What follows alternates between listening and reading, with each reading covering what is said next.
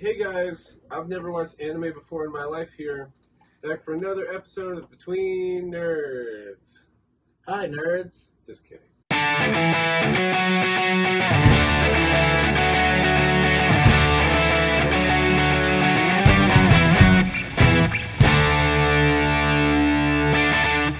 guys, Drew Philippoulias here, co-host of Between Nerds podcast. This is my friend and co-host, Mr. Alden Mendez. We're celebrating 2 years. 2 whole years of Between Nerds podcast. 2 years. This weekend. Today is July 31st. Yes, sir. The pilot for Between Nerds podcast was uploaded on July 30th, 2020. Yeah. So, and this is our friend Roby Quintela. He's going to be talking about Trigun for episode 103 with us today. 103, right? Yes, 103. 103. On Trigun.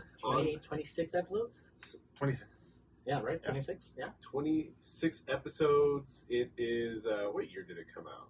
98? Yeah. 1998. Premiered in Adult Swim like 1999, 2000, something like that. But before we get to the meat and potatoes of this episode, we do need to go over a couple of housekeeping notes. If you want to enter our August giveaway, leave a 5-star written review on Apple Podcasts and then email us at betweennerspodcast@gmail.com letting us know that it was you that left said written review. Or if you're a subscriber on YouTube and your subscriptions are made public so that we can verify that you're subscribed, and you leave a comment on a video during the month of August, you will also be entered into our giveaway. And you can win some free, cool, hand-picked nerd shit. You like Harry Potter, we'll get you Harry Potter. You like Dragon Ball, we'll get you Dragon Ball. You like, I don't know, Dark Crystal, we'll get you Dark Crystal. If you like Trigun, we won't get you. We'll get you some taste. Yeah, man, watching Trigun, I don't think I ever watched it. I was just telling Roby this off mic. That,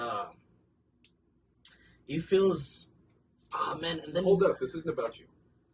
Hold on, we gotta ask Roby the question. Yes, hold on. Roby. Yo. Quintela. Yes. A1 nurse. Please tell me something. What, in simple terms, is Trigun? I was actually thinking about this. I think Trigun is 25 and a half episodes of figuring out who you are, pretty much. Uh-huh. That's the simplest way I can put it. What's that other half? The 0.5? Uh-huh. Filler. Filler. But the filler always has like a little hint of what's coming or how cool Vash is. So it's not a complete waste of time. Aldo? Hey. As I was watching it, I like, and not that you mentioned is 98. I'm gonna have to talk shit about the animation. Because Trigun is this weird thing that happens, like also with what was it, Afro Samurai? How they use the cover for like the manga and the posters for the anime itself. It uses different animation than what you actually see in the animation. Yeah. And I feel like poster marketing for Trigun was pretty good because the posters look pretty legit. Yeah. The covers but the animation at all, man, it's terrible. They have no business doing that third way in 98. Trigun is based off of a manga that was started in 1995 by Yoshihiro Naitao. Mm-hmm. And something important in like the history of anime about Trigun is that it was one of Studio Madhouse's first like hits in on the western side of the globe. Mm-hmm. Studio Madhouse, like we just watched Vampire Hunter D 2 weeks ago, Ninja Scroll, Perfect Blue, Black Lagoon, which we've never watched, Death Note, Wolf Children, Parasite the Maximum, the first season of One Punch Man. Studio Madhouse is like a hitter in the anime industry. Mm-hmm. And I do agree with you though. It's weird how humble the beginnings look in Trigun. I think I wanted that real like Adult Swim like Toonami experience while watching it, so I watched the dub, right? It's bad. It is so bad. I love the dub. So bad. Oh my god, I want to rip my fucking gears off. I loved it.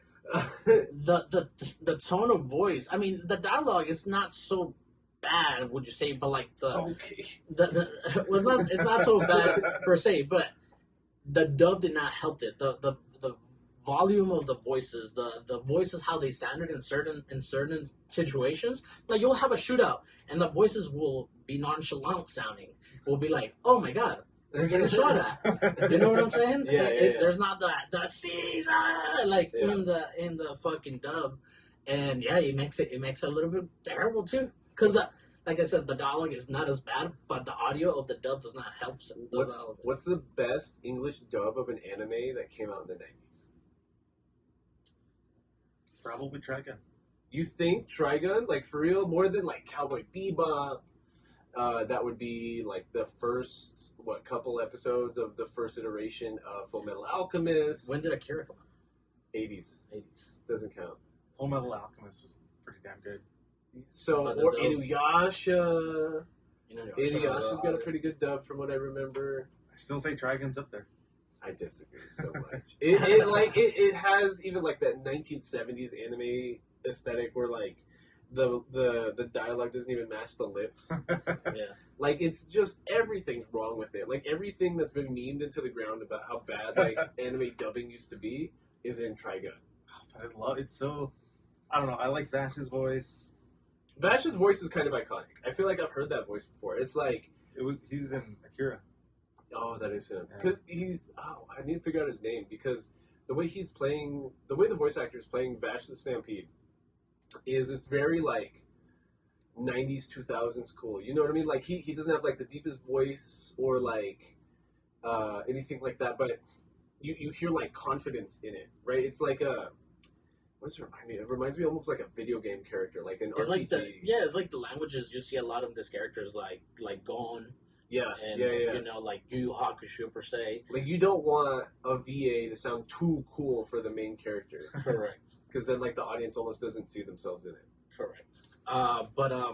It's like how Goku's voice isn't that deep in the Western dubs. Yeah. It's by a woman, right? In Japanese it's a woman. Oh, in Mexican, no, Mexican.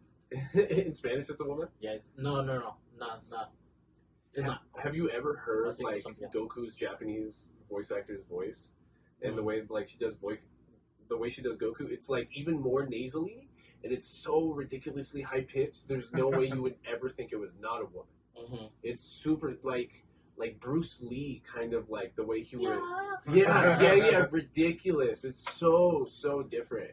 And I watched all of Dragon Ball Super like that. Anyways, huge tangent. Anyways, so I didn't watch any of Trigun in Japanese. Was I supposed to, Roby?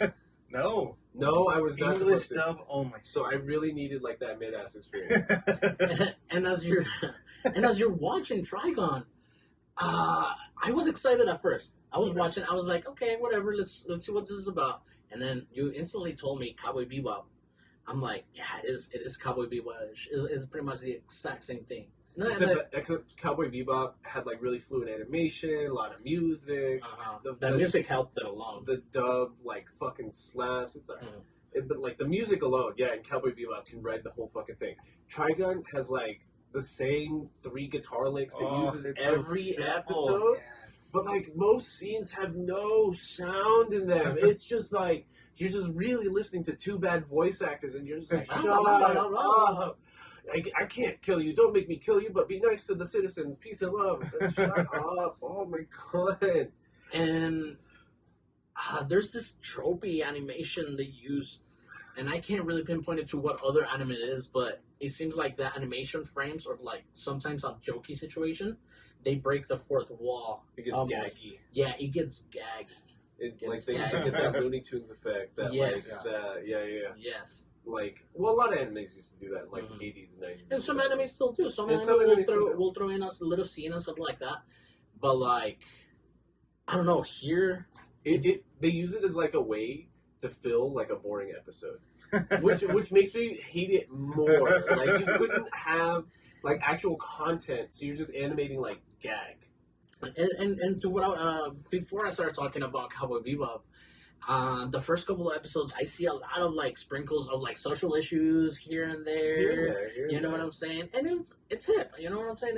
It's really like westerny. Everything's we're in the desert Southwest right now. We're recording in El Paso, Texas. Like it just looks like they're in my backyard. You know what I mean? Like he just spends all his time traveling between desert cities in like the foothills of mountains that all look exactly the same. Every time he walks into a new episode, it's supposed to be a new town, new place, new people. Exact You would same thing. never know. You would never know. The exact same architecture, the exact same everything. Like, God, it's such a pain. I miss. It's just like It's I such a- literally cannot differentiate the episodes in my head. literally cannot differentiate certain episodes. Yeah, no. All the way up to like episode 16. It's Yeah. almost like the same, like different story, different place, but again, animation wise, you're still at the same spot, you know. But yeah, there's not a lot of like plot development. No, There's No, it's like half of it is filler. Yeah, and not only that, it's like but an like, episode of Family Guy where it like resets the beginning of every episode. and it's a missed opportunity to do a lot of things. There's a missed opportunity on animation. There's a missed opportunity for like at least some character development into some. But no, it's just a gaggy. It's just a gaggy episode to serve you a like peace and love. You know? Yeah, like It's wild. like every episode has like the same beat points. It's always like walk into a new town. Everyone's worried about this person Everybody's- worth $66 billion named does that- Fastest Stampede. Does that episode of the first? Does that name to the first episode? $66 billion man. Yeah. And nobody actually knows what he's like. And then Vash himself can like walk into town being goofy and weird and drinking with the locals and like bumming it off people, and nobody believes that he's actually Vash. So then like He's an idiot. because he's an idiot, and then just like it's like what makes him dangerous is the money on his head. At least in the first 16 episodes. Because like every episode is about people being like, "Oh, that actually is Vash," and start like a big gunfight in the middle of a town or something, and civilians are like put in harm's way, just for him to have to like accidentally defeat them without killing them because he's a pacifist. Mhm.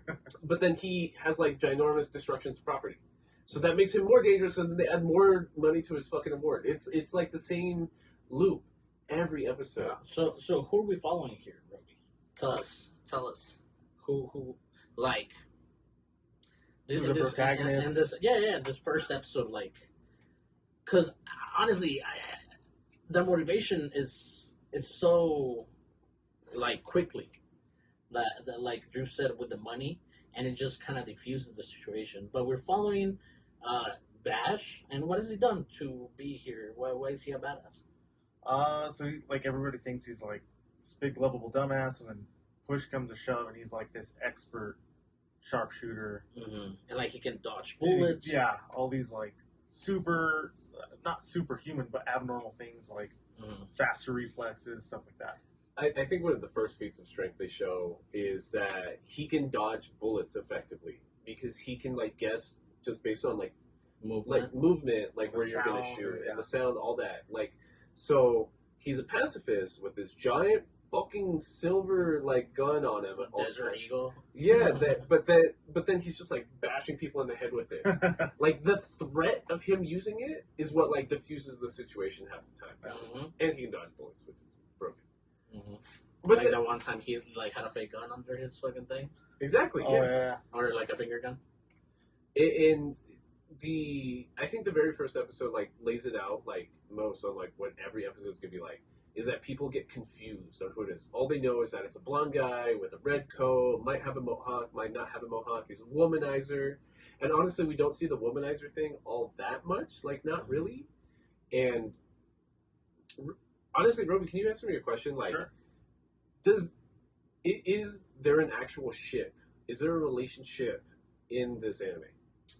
A little bit with one of the other characters, Meryl Streep. She has the hots for Vash. Does she? Yeah, Does she? Because I'm not sure absolutely. that's entirely confirmed. I think she does. I think it's convincing enough. Do you think like he could see her like that? Do you think that's an actual ship, or is it just more just filler? I think that's going to be more filler than anything else. Well, again, Trigun stopped here, right? Just one season and done. In the anime, yeah. Yeah, in the anime. Yeah, in the anime. Who knows what the manga's like? Who knows what the manga's like? And It's supposed to be way darker and split into 3 different parts essentially. I hope I would have seen more of that because again, I was telling Drew off mic that it almost like we know that production for an anime, like as far as the studio goes, like it's very demanding work, and like to put people to work for this shit, like, god damn. Yeah. Well, honestly, I'm looking at it. It's only about 100 chapters or so. That's not a whole lot. Yeah. It's shorter than Demon Slayer. No, Demon Slayer is like 200 something. It's about the same length that part 1 of Chainsaw Man is, 97 chapters. Okay. What's like way darker? Like one of the characters, Legato, Lou Summers. Mm-hmm. In the manga, it talks more about his background. Like he was a sex slave. Oh my god. And the reason he can shit. yeah, it's like way darker. And he can manipulate people with like pieces of silver he's stuck in his brain. God, I hate him. I hate all the villains because they're such like typical 90s villains. Just like long trench coats, long hair over the eyes. Like every Marine from One Piece. Yeah, just tries to be cool, badass. And like the pacing of every episode, because like there's very few instances where like one episode will actually pick up on the next episode. So like every plot line is going to end in that 20 minutes, and it makes you not care about anything. It's like episodes of Friends. Yeah, like every villain introduced, every new person he meets in town, every new city, whatever weird antic he gets into, none of it matters because it's all gone in 20 minutes. I'm not there's like 4 characters that actually hang out the whole time, ever, and oh my god. And I mean, I'm watching this, with like being optimistic about the whole thing. Yeah. And I'm watching it. I like those little sprinkles of like socialism and like progressiveness around like the thing, and that's what like okay, whatever, Based. like yeah. and there's this episode where, and again, all they're called socialism based. But the one where they get a hostage of a daughter of the daughter who owns like the town or has put more money into the town or something like that. Her dad is like the wealthiest dude in town. Yeah, but he got his wealth from like killing a bunch of natives. Yeah, like shit fucked up. Well, and the idea of natives is weird here because they're all technically aliens. Like for the first like dozen Martians, episodes, like Martians will be indigenous to Mars. Yeah, exactly. Yeah. But like the first dozen episodes, you almost think like, is it just post-apocalyptic like North America? But no, it's a whole new planet. It's a desert planet, and that's something like people like gripe about about like a little bit, especially when it comes to Star Wars, since like the Mandalorian does this a lot, and the Book of Boba Fett is single biome planets. What we know about planets that can sustain life, that's not how a planet works. So it's weird that in anime, it's always like, oh, we gotta go to the jungle planet, we gotta go to the desert planet, we gotta go to the ocean planet. Like, that's just not how that works, like, at all. So, you can't hold that against Trigun, because everybody does that. Mm-hmm. But that's, like, just another tick, and just, like, maybe if we got cool, realistic sci-fi, maybe if we got, it's just like, nope, we didn't get that either. And our first instances of any sort of, like, awesome shit is when we meet the 2 girls, Meryl Streep and Millie Thompson. Millie Thompson? Yeah, because Millie Thompson's, like, supposedly huge, but she's probably, like, 6 feet. Their guns are cool. And the guns are super cool. Like, that's the cool thing about Trigun. It's what I hoped it would be when like, the first few episodes happens. They keep introducing cool new weapons or big cannons. I'm just like, oh, is this just going to be, like, an arms race kind of thing? Like, watching an episode of Beyblade, and you get the cool new badass Beyblade every episode. Oh my god! Like, but no, it's kind of not that. Like, it almost forgets that aspect of it too, to the point that every time it's just a shootout, it's like just a regular just gun shootout. Yeah, and in the beginning, we were talking about how everybody seems to be hearing the wrong things about Bash because they're always saying like, oh, he's this, he's that, he's a bad dude. Don't trust him. He's a she, blah blah blah, and the audience knows that's Bash. Yeah. Like, nobody knows he's Bash except for, like, him and the 2 bitches. Even Meryl and Millie don't figure out that he's actually Bash for, like, 8 episodes or some shit. Mm-hmm. And it's just a running joke about him not being Bash. Oh, and they're insurance insurance agents. So, like, They're trying to find the real Vash the Stampede because he's become an insurance liability. And their job is to basically, like, stop him before damage is actually made. Which is funny because, like, every episode gets a little bit more destructive, and then, like, really destructive. So it'd almost be, like, better if they weren't involved. Because, like, them getting involved in certain situations, like, upsets the villain that he's trying to stop. So, like, it's just cascading circumstances. The joke about Vash is that he's just got the best luck. You hear it all the time. He'll get, like, shot 20 times. It'll be like, yeah, it just missed all his vital organs. You know what I mean? Just he's the luckiest man alive. And we don't even see, like, who he is, really, like, underneath, like, this big red trench coat he wears until, like, way down, like, we see a bunch of scars around him. He's got, like, he's got metal bars over, like, his chest where his heart cavity would be. He is fucked up. He's got his left arm's fake, and it's just all steel, and you'd never know.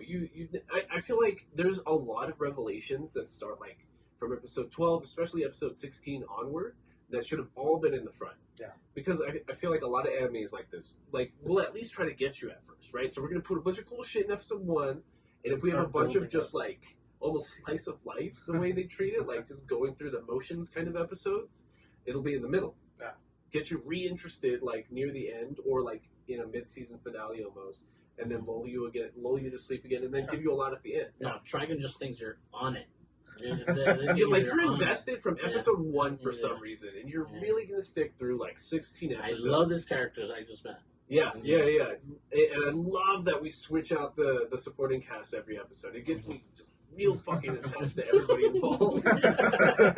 Love this shit. Yeah.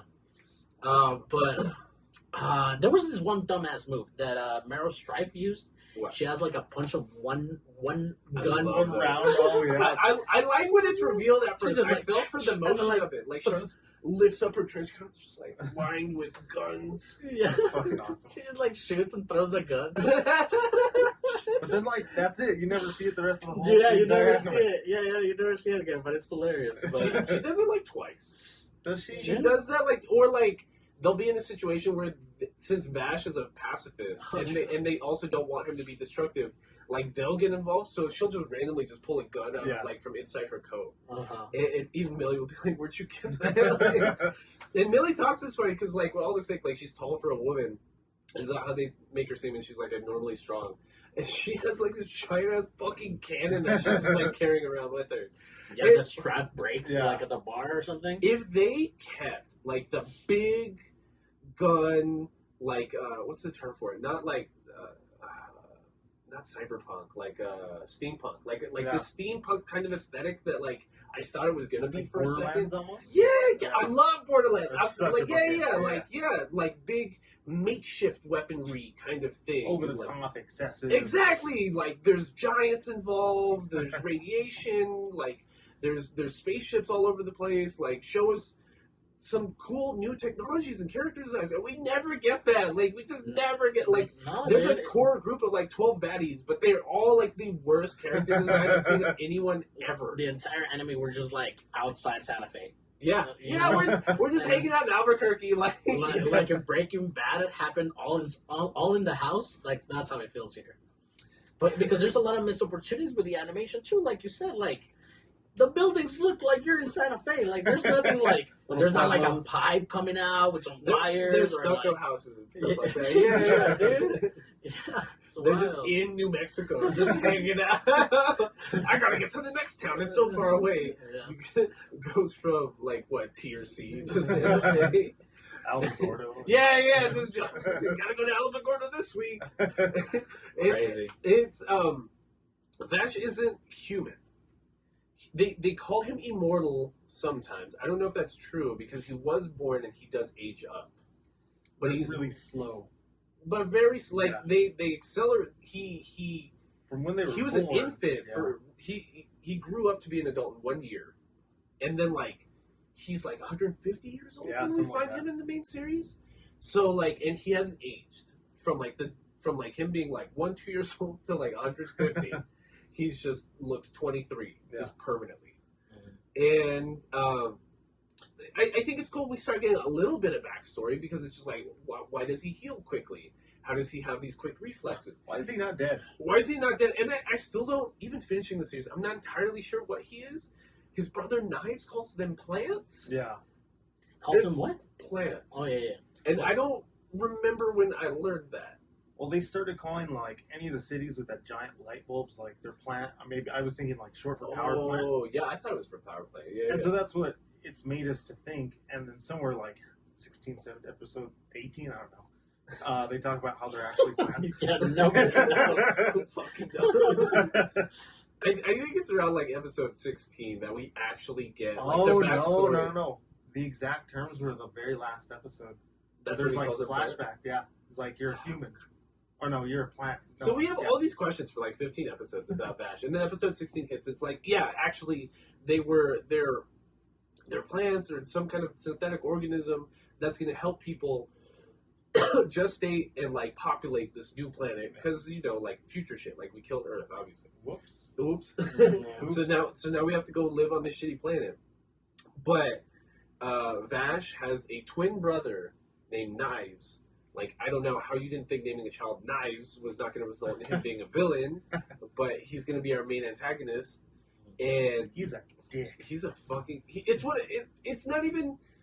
I've seen this writing before. It's like the writing to every other like Marvel villain that like I'm superhuman, or I'm not entirely human, or I'm the perfect species. So none of humanity deserves to exist. The Griffith complex. Yeah. So he starts killing people on the spaceship because he can also And he's like like a control kid. minds. Yeah. And that's never explained entirely. And it will Which- never be. If they're twins, Shouldn't Vash have yeah. that power? Yeah. Because Vash and Knives do everything else together. They get the angel arm thing. They have the same like 13% output. which is I super was weird. like, what? When they get in a gunshot when they get into like an actual like gun battle with each other, they're perfectly matched. Yeah. So that does mean that Vash probably could have like controlled people's minds. But he never did because he's not a villain. I don't think he ever tried. Maybe. And I also get the sense from him, like him living his dumbass life and doing the same thing every day, that he's kind of like delusional a little bit. Like he doesn't want to believe his own situation. If you're 150 years old, anybody will be like a no give a shit fucking type guy. Yeah. And people, and it doesn't make sense either, because if he's been causing hectic shit for like 150 years, there'd be a record of that. Yeah. So, and people treat him like it's not weird that Vash the Stampede is totally just some 20-year-old just hanging It's out. like this bigger than life legend that nobody seems to know exactly what he looks like. So it just, the legend grows and grows and grows. And Vash would have seen like a few generations of people live and die and grow up and die, and every time like dogs. Like dogs? They're like dogs too. So like I'm surprised his humanity isn't broken more, because like if Knives is the whole like humans don't deserve to live because their lives are meaningless and so much shorter than mine, Vash should take it personally that he has like the curse of life almost. He's forced to befriend and fall in love with human beings. It's but anime. Edward Cullen? It's anime Green Mile. Vash the Stampede is Edward Cullen. Is he? Or is he that Green Mile guy? Tom Hanks. No. Well, He's because he Edward got Cullen. cursed, like actually cursed. Yeah. But yeah, no, absolutely. Like these fucking people that want to like freeze themselves to like be unfrozen in the future is like, dude, you're gonna be so uneducated. You're gonna be the worst person around. It's not even number one. Like it's not even a thing. Yeah, it's not even a thing, but like, but it's the plot to Futurama. That's what you're describing. Yeah. Like, well, that's exactly what happens. Right? That's the whole point of. Oh my God, it's just I don't even know how to talk about this anime because it's just like. I don't even want to talk about plot points because they're just all the same. They're just all the same. Absolutely. It's always simple. It like I guess the core plot of the anime is that there was a certain point, like 130 years ago, that Vash accidentally blew up his brother. This is after shooting him. After shooting him in the leg. Yeah. Like it was like 20 years after he shot him in the leg. found him again. No, it was like 100 years. Yeah. Like 100 years after shooting him in the leg, he accidentally blows him up because Knives made these Colt 45s, a black one and a silver one for him and one for his brother. That they have like a little engine motor inside of them that gets magically fixed. That gets magically fixed every time like Knives makes it blow up. Knives and Vash as plants. I don't know if that's a power plant or an actual physical plant because they talk about flowers a lot in this too. Like when Knives decides or Vash really like sets his mind to it, they can ignite this little engine that will make the gun like mold into their arm. That will make this giant like energy. This blaster, a fucking blaster. Yeah. But it's like it's creepier looking because it's like fleshy. It's like a fleshy metallic bird. Yeah. It's like a little bird cage. You got this little sun orb inside of your arm. It's a giant cannon, and this planet has 5 moons. And Vash accidentally blasted a hole in one of them because Knives wanted to be a dick and make it blast a hole in it. And there's like, Knives is Vash is a wanderer because he feels bad about the time that he accidentally blew up an entire city because Knives made him use the angel arm. Mm-hmm. So Vash found a descendant of the woman that raised him, Ren, that he was in love with. Weird. Mommy issues, but I guess. He was like a different species, so maybe not. Mommy, not mommy. Mm-hmm. Mommy. Human, not human. Fuck it anyways. And I was gonna bring Space Dandy. Yeah. Because I have miss you seen Space Dandy? I miss Space Dandy. No. Space Dandy is such a dumb fun, and like the episodes is different each time. But at least it's honest with itself. Yeah, it engages you so well. And here, you have. In my head, I just keep thinking of like Cowboy Bebop, but like with an Ed and Eddie kind of plot line. Yes. You know what I'm saying? So basically, after he accidentally blew up Knives, so Knives, fuck. So 10 years after humanity landed on this new planet, After or before? After. After. Knives went up into space, or like that I didn't understand either. Like, or stole technology from a fallen ship. It gets a little Evangelion. It gets very Evangelion. Yeah. Very, very. Yeah. They call it the angel arms. That like Garden of Eden, like the Trigun thing. Which, like, the cross. The cross. It like NGE was so good that it kind of fucked up anime in the 90s. Oh, yeah. Because like then every anime just wants to be NGE, and they all just kind of fail because even NGE failed at being NGE the first time. Yeah. So like it's hard. It's very hard to tell that kind of story, and like everyone just kept trying for like 10 years. And it feels even worse getting it fucking delivered like that because you just watch like 16 episodes of nothing. Yeah. And then it wants to get crazy. Fuck you. Yeah. And now it wants an actual plot, like right out of nowhere. And I think what hurt most this week, Roby, is that like probably not your pricked hand. Was over the past year, we've seen like 2 10 out of 10s, right? And that's like not to include things that we already love. You know what I mean? Like that's not to include like Attack on Titan, Demon Slayer, and like stuff like that. Like new things that we were introduced to both of us, that we felt that like were just like amazing. And that was like Violet Evergarden, which we watched the first week of February, and Mushoku Tensei, which we just finished watching last week. Like 10 out of 10, like amazing. Like I am obsessed with this IP kind of like story. So we go from like this amazing high. Just the episode we recorded like last week is 3.5 hours of just Mushoku Tensei. Like not even a real nerd down, none of it. And then to go from that, like this amazing high, and just like, oh, this is why I'm doing this podcast. I love talking about this shit. I love watching this. Mm-hmm. This isn't even like a chore. It's not a job. And then I go into watching Trigun. It's just like every open moment I had, I'm like, oh, I should be watching Trigun. But like that, like this week, it felt like a slog. Like it was a job. But at the same point, like we like having you on. We like having guests on and stuff like that. So it's just like we'll do this again. Like, me and Alden were miserable. But, like, if we keep getting guests and they have recommendations or y'all have recommendations, we will keep torturing ourselves. Yeah, follow us on YouTube. Leave your comments there. Like and subscribe. And just leave your... We got a couple of comments. I'm excited for the Nerd Down. Mm-hmm. But, yeah, and it just reminds me... that not only did it start getting NGE at the end, which is a kind of fuck you after all those dull episodes. Yeah. How dare you have substance now? You had substance this whole time? And not only that, but not really well executed either.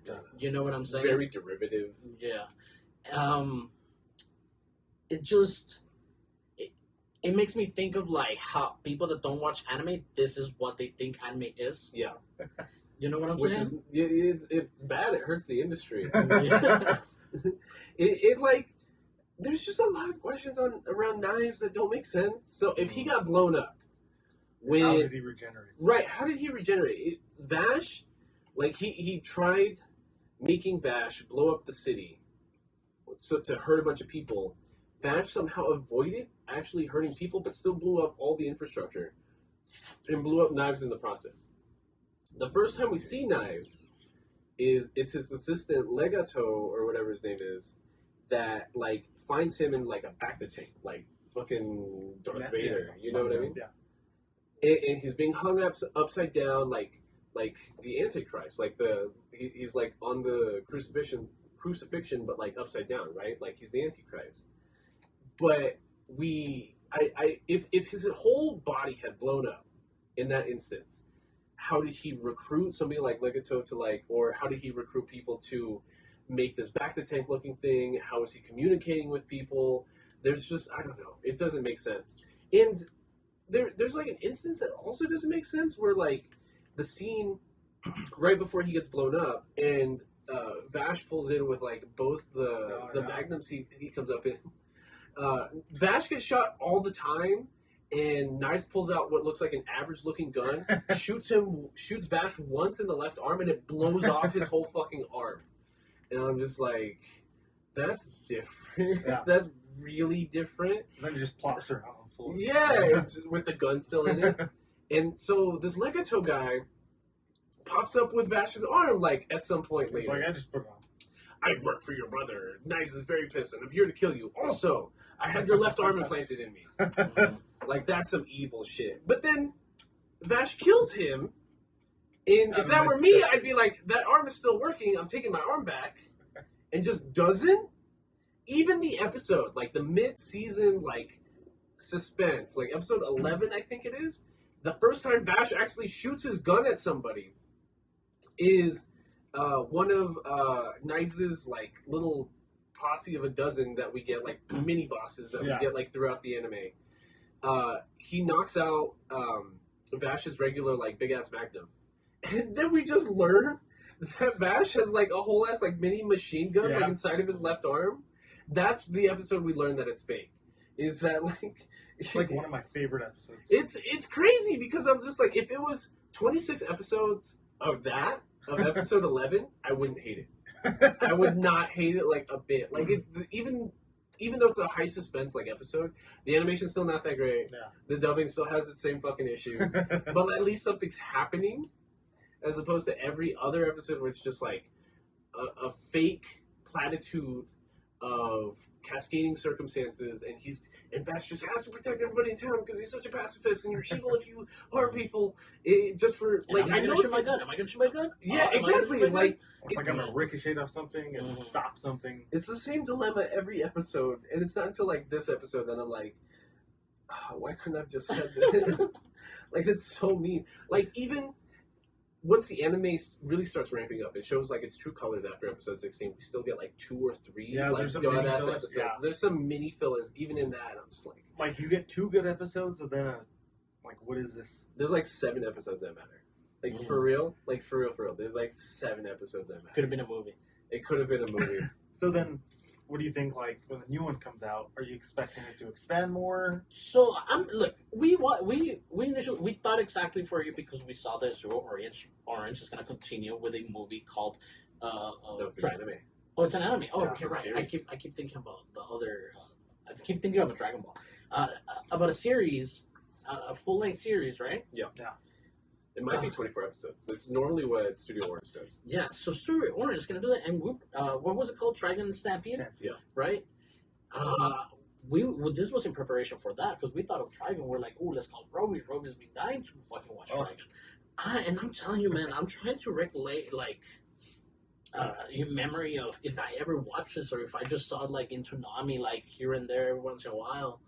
I just don't remember anything about it. I'm glad because It would have made this week even harder. because it would have made this week even harder. But I get it, dude. I get it. Cool dude. Cool posters. The posters is what get you because you don't see that kind Or of the animation clips that they later used to on. I remember the clips that Toonami used to show, and it was just like the cool 5-second bits. Yeah. You know what I mean? But it was on top like a cool rock song and like some yeah. animations. That yeah. actual scene in Trigun is just like completely Filler. deadpan silent. Correct, And just, correct. like, Correct. And but yeah, I'm excited about that about Stampede. I hope they flush it out a little bit. Well, I have questions about Stampede because at first, before I watched Trigun and I saw Trigun Stampede, I was like, okay, so it's like a prequel, but like all of Trigun is a prequel. Like all of the original Trigun is actually a prequel to itself. Yeah, and also a postquel, and I'm not entirely sure. So, to all this point, it does look like it's rehashing the same period of time, but it does look like a different direction because at least in the trailer for Trigun Stampede, it looks a lot darker, or at least it's advertising itself as being. We're getting up front, like knife scenes and like the crashing onto the planet, and like Knives is already the villain in the trailer, which is cool. So maybe it really will be that dark, post-apocalyptic, like for the entire season. And the thing about Studio Orange is just like you need to watch Beastars, Roby. Like you really need to watch Beastars. It's just. It's dumb because Beastars is memed into the ground because it's like it's some furry shit. You know what I mean? It's teenage horny animals fucking. Yeah, like even an anime watcher, if you tell them, "Hey, watch Beastars," they'll be like, "Nope, red flags." Yeah. But like, it's so good. Like, it's so good. It's really good. It's probably like one of the most underrated anime that we've watched for this podcast. And it's all in CGI, dude. It's wild. Mm-hmm. Like, don't get me wrong. Like, even when I pick up Beastars again after like being out of it for a minute, like I'm so used to 2D animation and like CGI used for like big explosive like magical blast or whatever the fucking Mushoku Tensei. Like, it takes me like a good like 5-10 minutes to get used to the animation style again because I shit on CGI modeling like all the time. Yeah, and it does look. They have different ways to try to seem fluid and try to trick the human eye. Like, it's easier in 2D animation because, like, what's it called, that effect where you can tell if something's fake? Uncanny? The Uncanny Valley. Yeah. It's much harder for CGI anime because they're flirting with the Uncanny Valley all the time, right? Yeah. But after, like, 5-10 minutes, you'll get used to it, and you'll, like, not want to watch, like, anything that's not that style for a while. It's so good. Yeah, Animatrix did it very well. They had a full CGI episode towards the end. Yeah. That show was fucking legit. We're getting a second season of Animatrix. Oh, really? No. Oh, God, I'm thinking of the Star Wars one. Not Animatrix. My bad. Yeah. Visions. I'm thinking of Star Wars Visions. Visions too. Dude, Roby, did we miss anything about Trigun? Did we miss any shit that? Hold on. Talk about the last fight. Just talk about the last episode. Yeah, go ahead. Just like talk about the last episode for me. Half flashback. No, 70% flashback. No, 90% flashback. 10% fight. What's the fight? Okay, just tell me about the fight. Vash versus Knives. They're like so we beat all 12 little minions. Yeah, the gung ho guns. The gung ho guns. And then Vash killed somebody. He killed the guy that had his arm. Yeah. And that's the first time we saw like Vash actually kill somebody because he's a huge pacifist. Because he felt guilty about like his brother forcing him to use the angel arm, destroying whole civilization, brainwashing him partially. Yeah, just gaslighting the shit out of him. I was watching the last episode with Karen, and like I'm describing to her the plot, like in preparation for this, just to make sure I had it right in my head, right? Yeah. And she's like, "So he's just being gaslit by his brother? Is that the whole anime?" And I'm just like, "Motherfucker!" Like, Damn it, God damn it! Like I feel gaslit after realizing that the whole anime is Vash getting gaslit by knives. You're crazy. Yeah, you're the asshole, Vash. No knives. You did this. You did this. You made me do this. I'm gonna shoot you in the leg because you made me. Now that you say, the whole anime feels like this one post I saw, this Mimi post. It's like a text conversation. It's like I'm gonna gaslight the shit out of you, and then like somebody will respond, "You're gonna gaslight the shit out of me." It's like I never said that. And he just that's Vash and knives. That's yeah, and that's the issue. Like Vash is just so nice and just getting gaslit. So they kill the 12 guys. Vash is mad that he actually had to kill somebody because they gave him an ultimatum. Like, bro, kill somebody else. Just leave it. Just leave it. Just leave it. We get demonetized. We're not monetized anyway. Fuck it. Let's go. Anyways, what was I talking about? The fight. The fight. So like gaslighting. The where he killed somebody. So like Legato had the power to control people, right?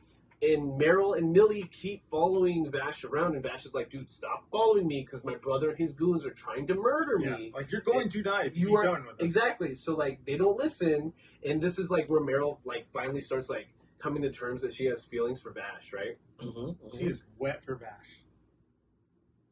Yeah, Yeah. yeah. Well, and it's funny because like they do imply it very early on, because like.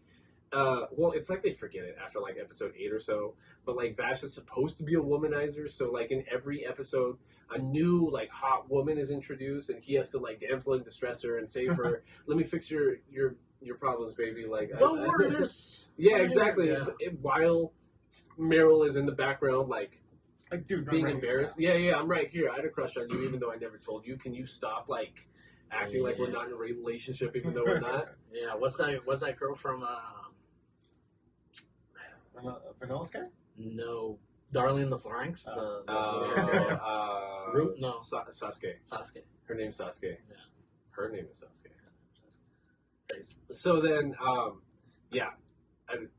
Meryl and Millie were about to get killed because Legato had like controlled the minds of all the villagers. So he just had to kill him. And there's also a priest character that I feel bad that we haven't talked about like at all. Who's like the 4th most important character, maybe 5th after Knives, like the 5th most important character. His name is Nicholas Wolfwood. Yeah, he's a priest. He has the Will of D.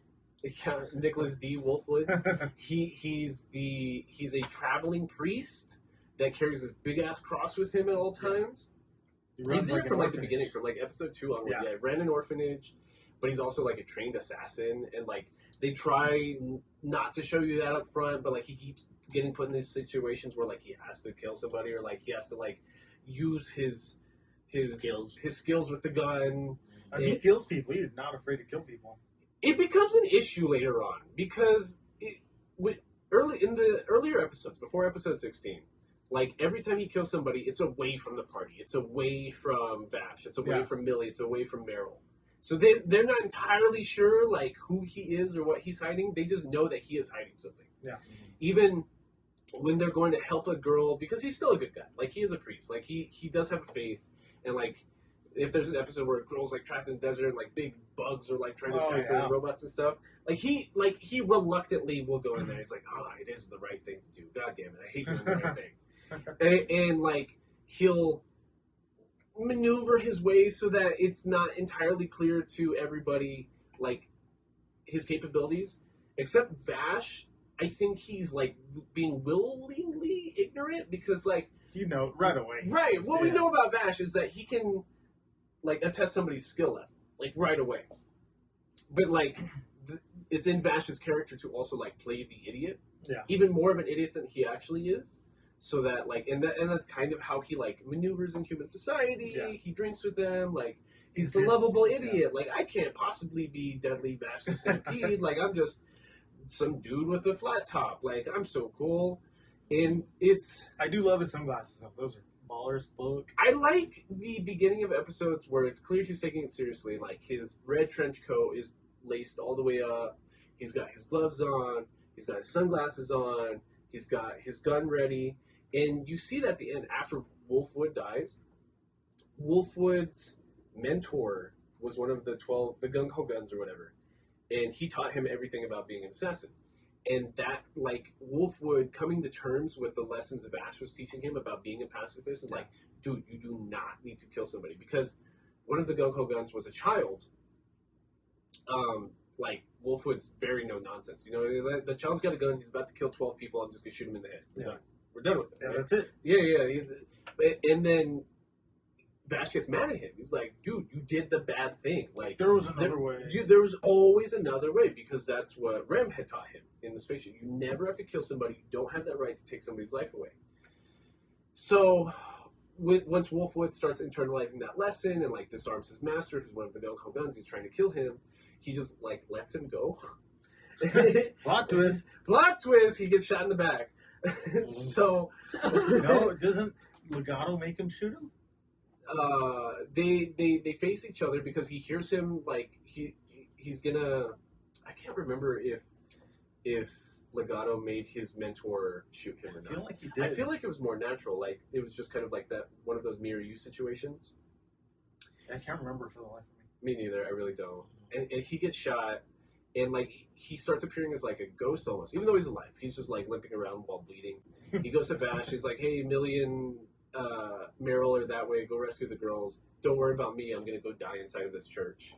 Vash is like, alright, cool. Yeah, and it's a lot of, like, religious imagery right here. It's like, he walks in with his big-ass cross, like, he's paid his price, you know what I mean? Like, he's come to terms with who he is, he sacrificed himself for the good of saving innocent lives, and, like, he The cross is actually heavy now. yeah, the cross is heavy, like, he's carrying his burden with him, you know what I mean? And the gun itself is... Literally. The cross is kind of cool, actually, because, like, in earlier... Like, it's tied entirely in tarp when he's carrying it around, but in earlier episodes, like, on the arms of the cross, he'll just pull out random guns. There's like 30 guns. It's like Meryl's thing, how she'll, like, pop out, like, with all these guns out of her trench coat, except his actually have, like, clips on them. Like Desperado with the whole guitar. Exactly. Yeah. It's exactly that plot.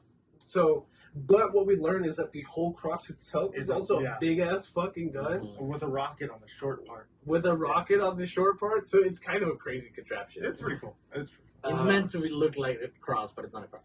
And when he dies, it's really sad because, like, that's like one of the few episodes I was like, holy shit, like, this actually means something, because immediately before that, they had found this floating spaceship civilization that, like, made Vash's fake arm and, like, gave him his trench coat and his sunglasses, and this village loved him. But, like, he'd been gone for 20 years. He doesn't age. But when he went back, everyone was older and people were more skeptical because it's like a different generation. They're like, dude, we are safe up here. All we know is that the surface is destructive and everyone's fighting. So just get the fuck out of here. Only like 2 people know he's like who he is. A good guy, yeah. Which is why they want to help him. But like the gung ho guns follow him up there. So like it's a self-fulfilling prophecy. Like he's trying to like be a pacifist and be a good guy. But like it's like the curse of his brother just keeps bringing people he loves into harm's way. For like no genuinely good reason. He's just being a dick. Yep. Well, if somebody blew me up, I'd want revenge. True.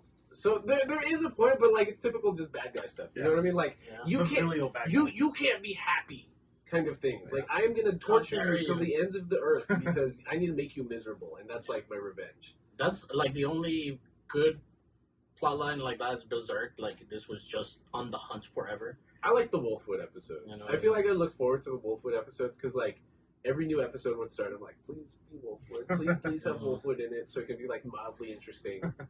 Because at least, like, Wolfwood isn't, like, insufferable. Because, like... It shows very early on he has, like, conflicting viewpoints, what he wants to do. It's because Vash being such a pacifist. Every fucking episode, it's just like, I get it, he's cool, he can dodge bullets. Like, just fucking shoot somebody. Like, please, for the love of God. Because, like, Wolfwood is just like, dude, he came at me, I shot him. Like, I don't know what to tell you. Like... Stand your ground, I don't know. Yeah, I don't know what to tell you. Like, he came at me, I shot him. And like you said at the beginning, if anything, the story is about asking who you are as a person or who you know, or...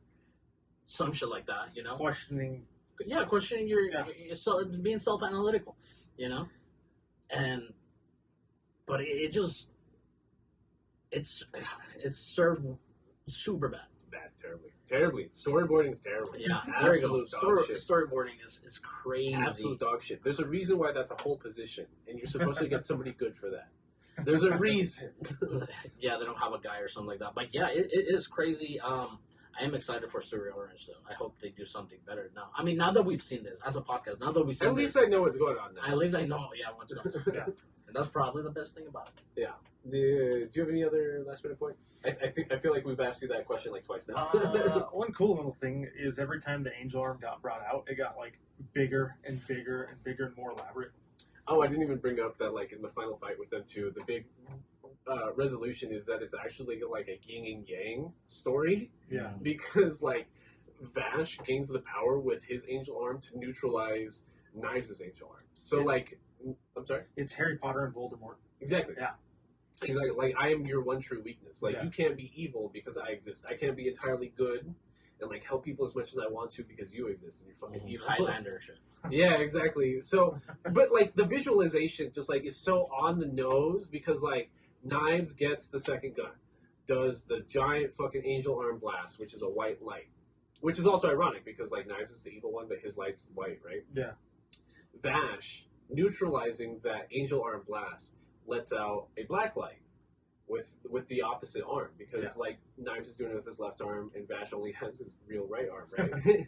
So the fight in energy, a la like how you see in Dragon Ball sometimes, and like swirling around each other, it's white and black energy like neutralizing each other. It's literally like the yin and yang symbol is on screen at a certain point. Yeah. So it's cool, awesome. Taoism, Hinduism, all that. Like I get it. It's cool. It's neat. Yeah. A little on the nose for me. A little on the nose, yeah. A little on the nose. And like the fact that it gets, I don't know, it just seems like it was trying to do a lot of things for its time. It's like, oh shit, I want to do Bebop, and I want to do Neon Genesis Evangelion, and I want to do something with robots. I don't even think it copied Bebop. Because like they would have been coming out at like the same time. Yeah, the same kind of idea. It's like a Western. Yeah. But like it didn't copy Bebop. No, it didn't copy Bebop. Yeah. No, I'm not saying they're the same thing. But you'll get that same sense from both of them. They do feel very similar.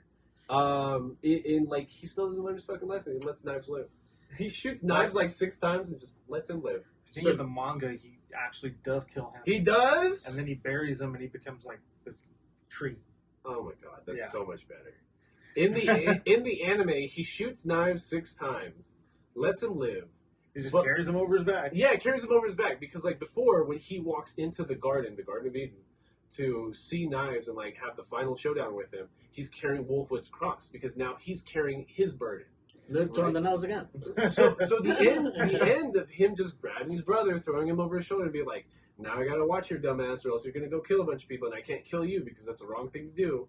Now he's actually carrying his burden on him, like his fucking evil brother. Crazy stuff. So Trigun. if you guys like Trigun, it's good. Let us know on the comments. Let us know if you like it or not like it. Let us know if you hate me and all those things. Hey, but before you fucking type any shitty shit, Shit. make sure you guys watch Trigun again and revisit it, and don't only watch it with your little boy eyes. It's that nostalgic vision that me and Aldo like complain about a lot. I love the nostalgia. It's because like we watch everything week to week purposely to not go into it with nostalgia eyes, right? Mm-hmm. Like even if I used to like Cowboy Bebop. Yeah, I used to like he used to like Code Geass too. I still like it. Fuck you. It's just like even when I go play Yu-Gi-Oh! And people will be like, oh, what are you recording on this week? What are you watching? I'm just like, something basic. Like, just like, we're watching My Hero Academia. Oh, you've never seen My Hero Academia? It's like, no. Like, I'm trying to watch it out of context, like, the first time I watched it. I'm trying to really analyze it and figure out, like, what I'm actually watching. Yeah. And, like, with this intense scrutiny in the past year, we've had 2 10s. Like, 2 brand new 10s. So. Yeah, amazing. No, 3, about 3. No, 3, what's the 3rd?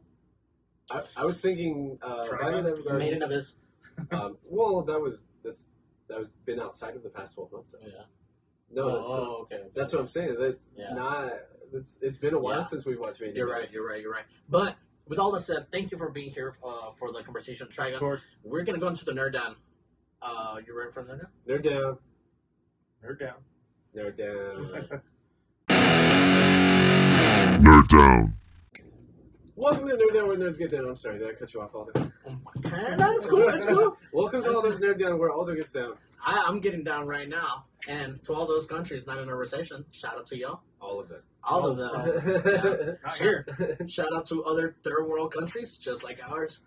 Y'all also don't have healthcare. Yeah, we also don't have healthcare. Email us and talk to us about like we can become friends over our lack of healthcare. Absolutely, and just a reminder to listen to any podcast application you might be around between nerds.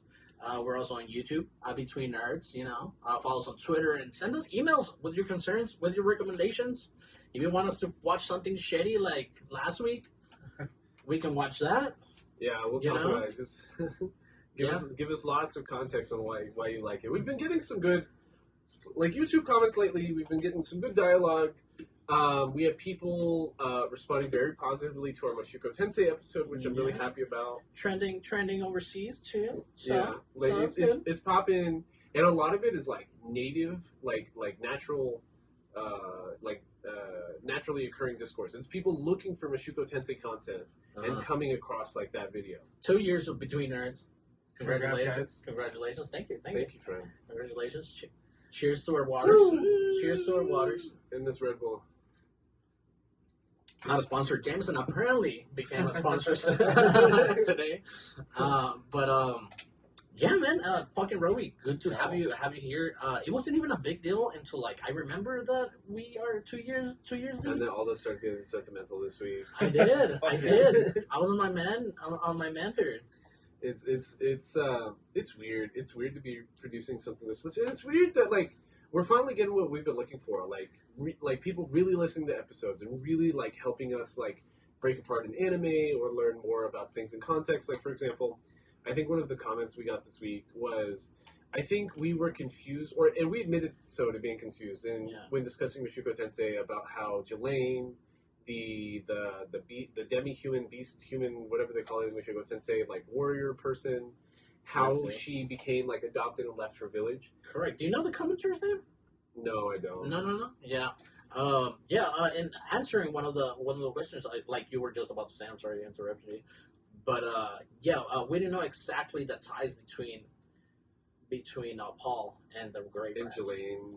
And the Grey Rats, we didn't know that one too. Correct. We got some discourse explaining how Paul kind of willingly defected from the Grey Rats. Here, hold on. I think I have it right here. It says... Where is it? This show... So it's Stanley Saldana. Yes. This show literally became my number one favorite anime after a decade in the medium. Legit started... I hate that nerds have flexes like this. That's not even a flex, you know what I mean? After a decade in the medium. You are not in the medium if you're just watching anime, my guy. I am not in the filmmaking medium, trust me. A decade is a long period of time or some shit, you know what I mean? I get it, you're 15. Legit started buying the light novels, a first for me. Also me, honestly, I have some loose manga volumes put up in the room that we're in right now. And I've never bought a light novel before. I've never even read a light novel. So wait, what's the difference between a manga? I have no idea. It's less of a manga, less of a comic book, and more of an actual novel. But it does have some drawings. So you know how comics are comics, but sometimes you have a good author of publishing a novel. An example is the Frank Miller books with Batman. The Laughing Joke. Or the Killing Joke. Yeah, shit like that. Shit like that would be the difference. So here, it's a novel. It's telling you it's a novel. It's a novela. It's a passage of fucking time, and you're gonna get to know characters and shit like that. And it's the gripe that we don't know what this most recent batch of Hunter x Hunter manga chapters is gonna be like, but the Hunter x Hunter manga, because what's his face basically can't sit down and draw anymore, has basically become a light novel, just very light on the actual manga portion, and just a lot of text in boxes. And yeah, I was so excited after our discussion on Mushoku Tensei, like that Monday at work. I was hunting. Honestly, it took me 3 days. I was hunting for volumes of Mushoku Tensei. The season 1 ends like at the end of volume 6, is my understanding. So I'm looking for like the first 2 volumes after that. I'm like desperately looking for volume 7 and volume 8. And Mushoku Tensei is apparently insanely popular after the anime came out, because even though these light novel volumes came out like 2018 or some shit, maybe 2020, but like that's still like a few years ago, they're on back order everywhere.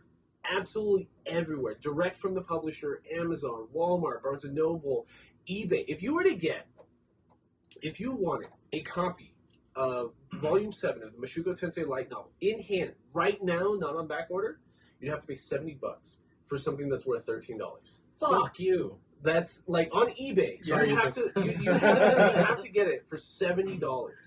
So I ordered these Volume 7 and 8 on back order. So who knows when I'm going to get them. Yeah. Well, wait, Straight from the publisher, from Penguin House Publishing. When you're Still 30. on back order. When you're 30, probably. Does it have any like COVID supply chain anything related to that, or? I don't know. I haven't heard any other mangas having that issue or light novels having that issue. But the thing about Mushoku Tensei is that it kind of had the One Punch Man like route on how it came to be. Like it was a webcomic that eventually got picked up to be a manga, and then that manga has been adapted into the light novel. Yeah. And then that light novel was adapted into the anime. So it's ReZero, I think, was like that too. Which, have you seen ReZero? Never. ReZero. Was your most recent isekai? Have you watched an isekai lately? Do you know what an isekai is? No, I've been catching up on One Piece a lot, so I haven't done anything. Isekai I think it directly translates. I'm probably fucking lying out my ass, and I'm sure, and hopefully the comments will like call me out on this, but I think it's something to the effect of like transported to another world. Okay. So usually the trope beginning to these kind of anime is that you lived a very like remorseful life, and then you die, and then you get teleported to another world. It's normally about like a shut-in me. Like, Okay. lived his whole life in, like, a dark-ass room, like, died a virgin, all that stuff. Like, didn't have any real friends. Random freak accident happens. They get hit by Trugun No. and, like, end up dying and then get transported to another world. Mm-hmm. I honestly can't even remember. Have you seen Sword Art Online? No. Have you seen... So this is what this type of anime is, but the world, Robbie. Actually, maybe Dot Hack Sign. Yes. It's been a while. It's technically... It is. Digimon. Did you watch it? Digimon kind of is, isn't it? Oh, yeah. Because they were transported to another world. Fun fact, Knives' kid voiceover was Ty from Digimon. Oh, Honestly, really? can I bring something up with you? I was trying to pick anime to like watch and like trying to plan the next 2 months, right? And and we've been in this trend where Aldo told me I want to watch popular, established things, try to get up that traffic. Aldo's a capitalist. I don't know what Hey, I'm just saying. to say. We can't let this conversation get cold. Aldo wants to get some cutthroat with it, and Mushoku Tensei like accidentally became that because we got native traffic from it being so popular. Yeah. So, and Mushoku Tensei was chosen for that reason, because I literally just Googled, like, top, like, most watched anime of 2021. In Argentina or something. No, just in general. And Really? it's the basic things. It's like My Hero, it's Attack on Titan, it's Demon Slayer. And then, like, near the bottom, like, originals that we haven't talked about was Mushoku Tensei. And I was like, I've heard good things about Mushoku He lobbied me. He's a lobbyist. I lobbied for like 2-3 weeks. I really did. Because he's such a fascist. I got to like lobby his government. So,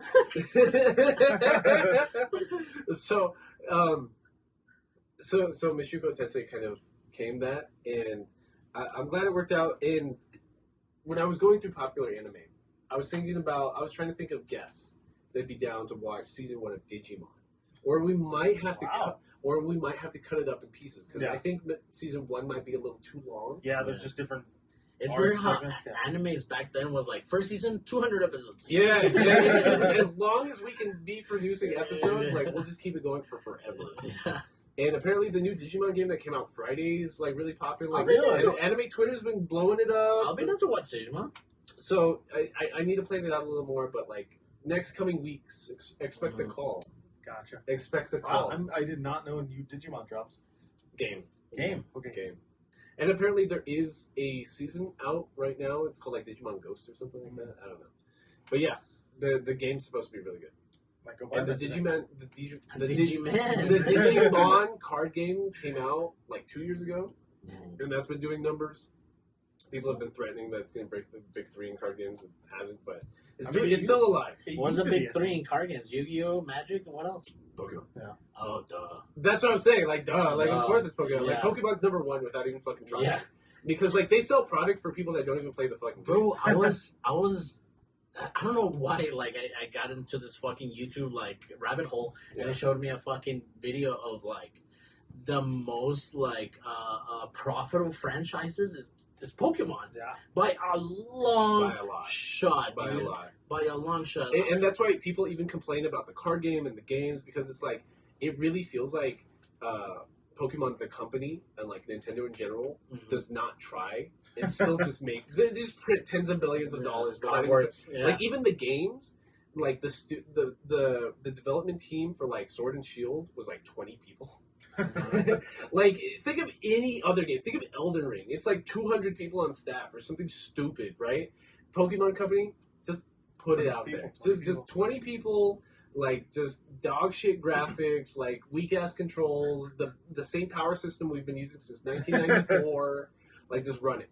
Yeah. Just fucking run it, and it's gonna just print $10 billion. Mhm. Well, do you guys remember, like, in 2016, 2017, like, Pokemon Go came out and everybody was doing it everywhere? Oh, yeah. Yeah. Like, We were just talking about bars downtown right now.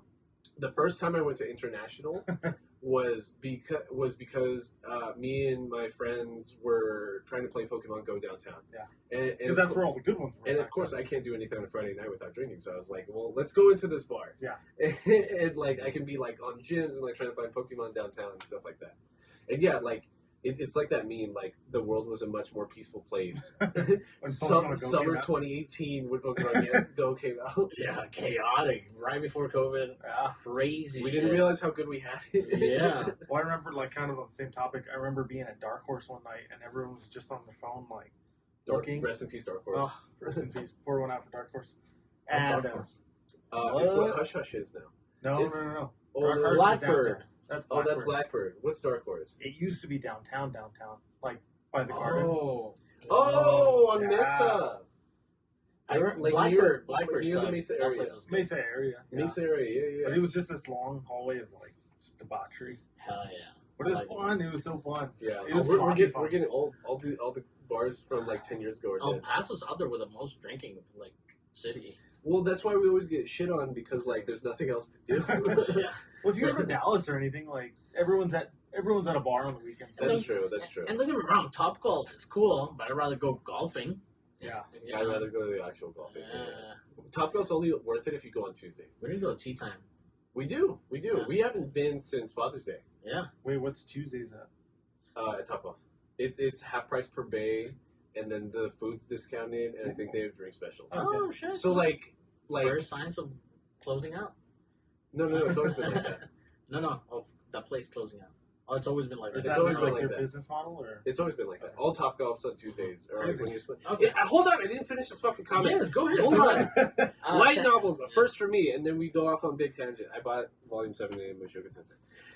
And finished the first volume. Each volume is about 4 episodes, it seems. As far as I can tell, it's almost 1-to-1, which makes Now. the anime adaptation amazing. But the insight you get in other characters and how the world works is just fantastic. I hope Studio Bind can keep this going, because legit, the studio is literally made for Mushoku Tensei. Story can be seen here, YouTube link. Rudy's story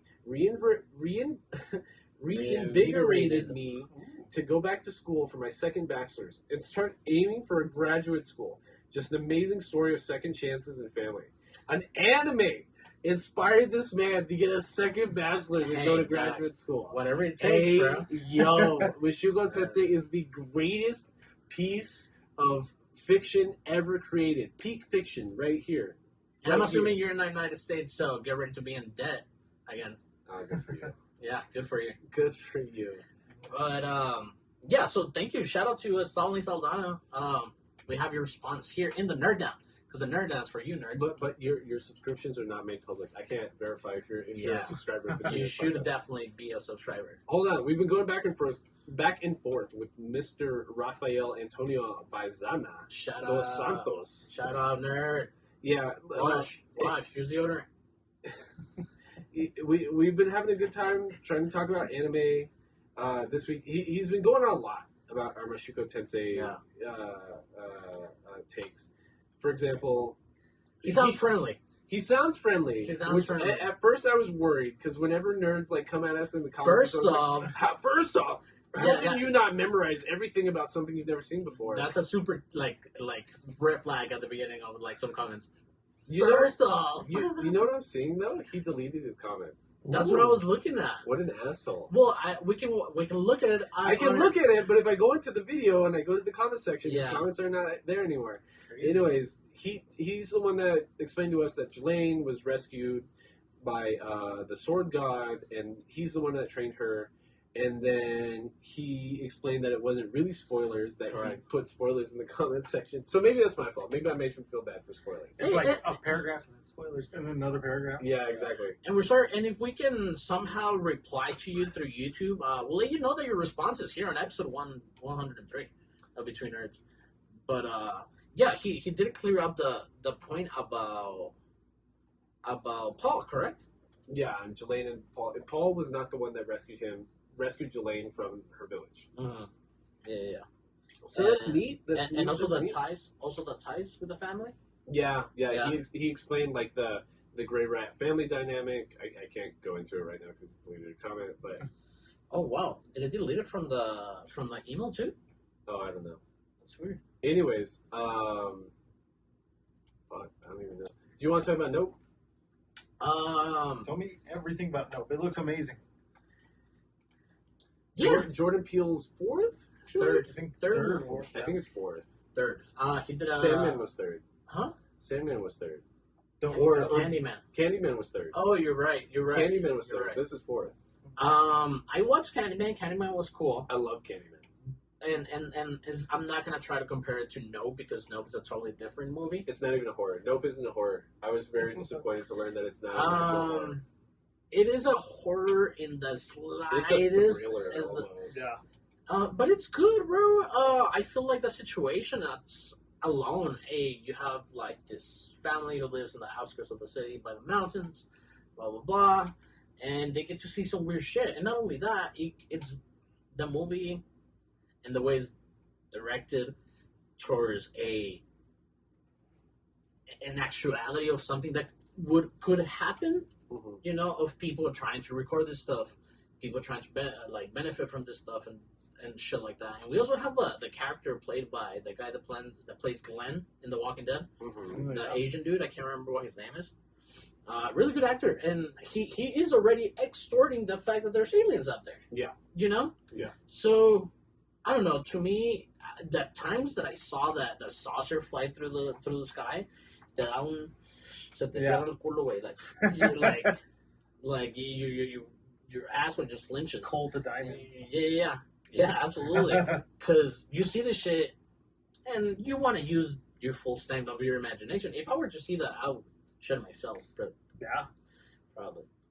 Yeah. Then what else are you gonna do? Like they got here. That's scary. You haven't seen it? No. It's really good. It's really good. I highly recommend it. And I didn't even spoiled anything. Like just how like the movie goes. What you think about it? I feel like maybe it's my fault. I expected something different, but it's I went there with low expectations because I didn't like Us. Nobody liked Us. Yeah, but like that's what I mean. Like even when we were talking about this last night while we were downtown, it's like you forgot that Candyman exists. Mm. So I went in there thinking Candyman as like the last Jordan Peele experience. Mm-hmm. You went in there being like Us was your last Jordan Peele experience, which like maybe benefited you because Us is ass. No, yeah. So like me being in there being like, I fucking love Candyman. Like I'm ready to be scared shitless. I'm ready for some fucking slasher bullshit. Because Candyman was a chiller. Yeah, but it turned into a slasher movie at the end. No, yeah. But it's chilly. Like it gets you like, ooh. It's spooky. It's super spooky. Yeah, like that. Nope is not that.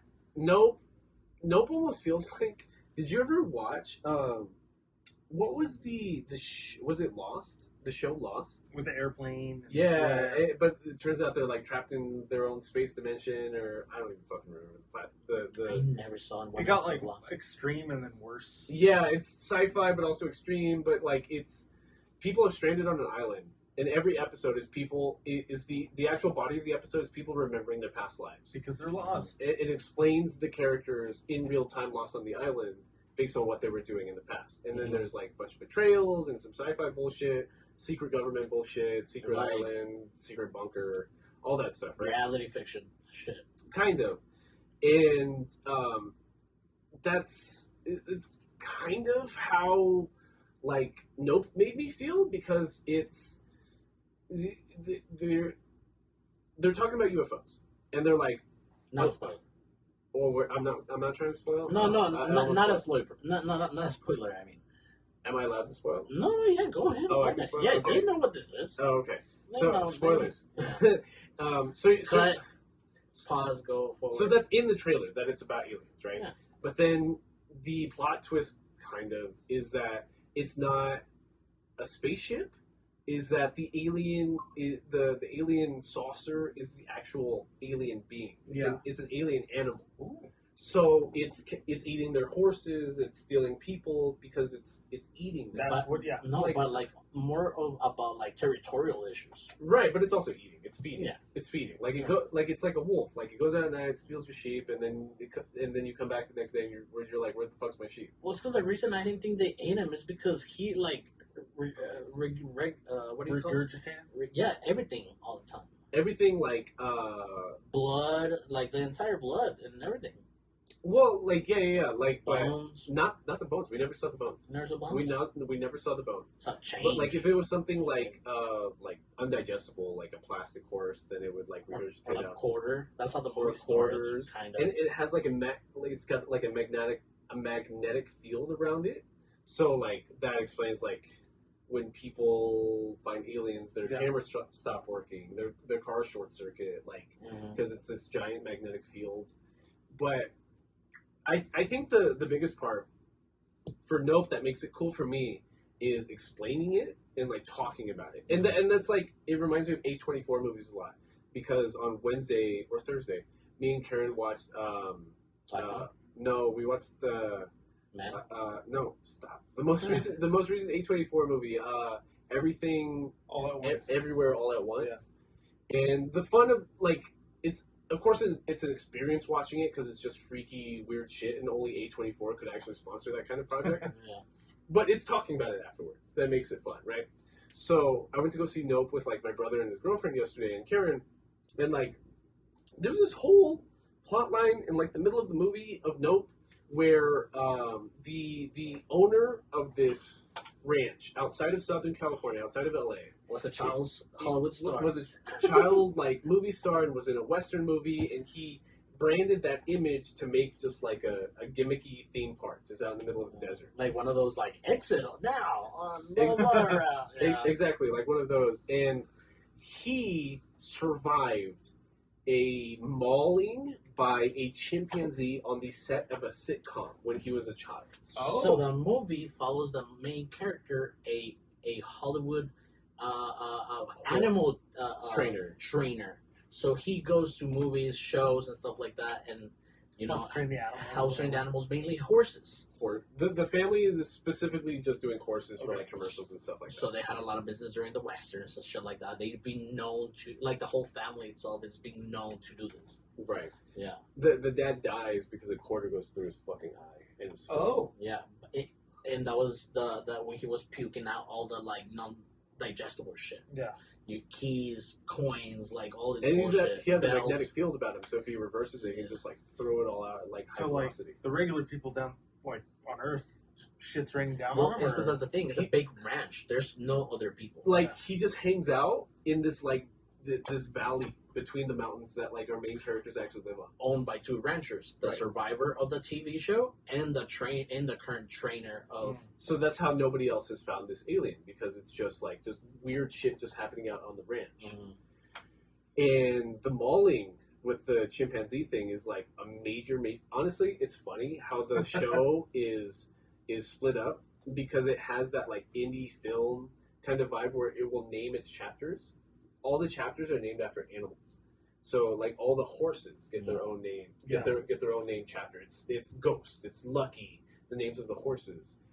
Or it's the name of the chimpanzee that ends up mauling everybody. It's Daryl or something like that. And then it's like the name of the what they named the alien, because they treat it like a horse. The big resolution or revelation in the movie is that like it's just a wild animal. If you treat it like you're trying to train a horse, then you can not get murdered by the alien saucer thing. And that being done by the two ranchers, the Asian dude exploiting the fact that the alien was up there and he was just feeding it horses. Because at one point, the family of horse trainers, the father dies, one big pillar of the family dies, the sister was never around. The guy is almost forced to keep going with this like horse training, but like stuff. He's really not personable and like he can't express himself. So like on set, so he's like, selling his horses. The horse will freak out because he can't tell the crew like, dude, you're gonna freak out the horses. Back the fuck up. So he's having to sell the horses just to like pay the bills. And the rancher buying the horses was feeding the alien at one point. Oh fuck, the horses. Yeah, as a show in the ranch, but you will have to pay like a good amount of money.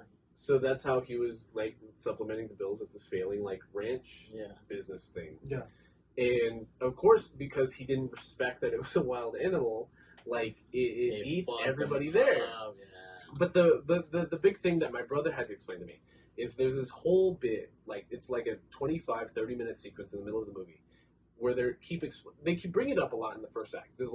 There was an incident at a sitcom screening where an actual chimpanzee like murdered everybody on set, and that's why we can't have chimpanzees like on set anymore.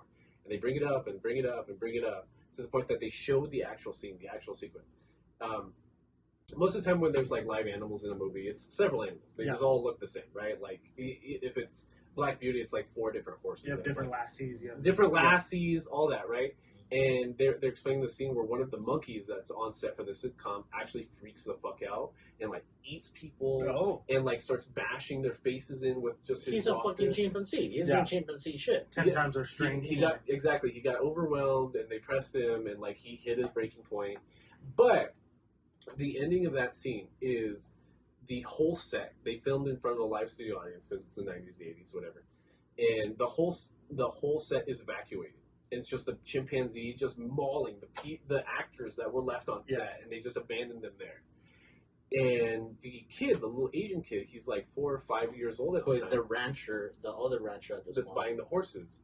He's hiding underneath a tarp on set, watching under the table, watching like the chimpanzee like murder his co-stars, and like at the ranch where he's selling tickets to bring the alien out. One of his old co-stars is there that like survived the mauling and like her face is all fucked up and like.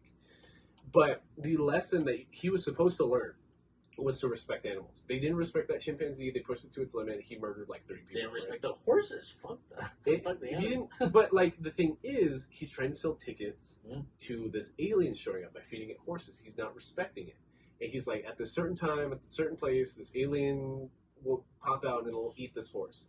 He treated it like a business and not like an actual. Didn't respect it as an animal, so the alien ship thing goes AWOL and just eats everybody. And so it explains like those like alien phenomenon where like this whole village just disappeared all at once and we can't find the bodies because it's trying to say that like this alien spaceship is eating everybody.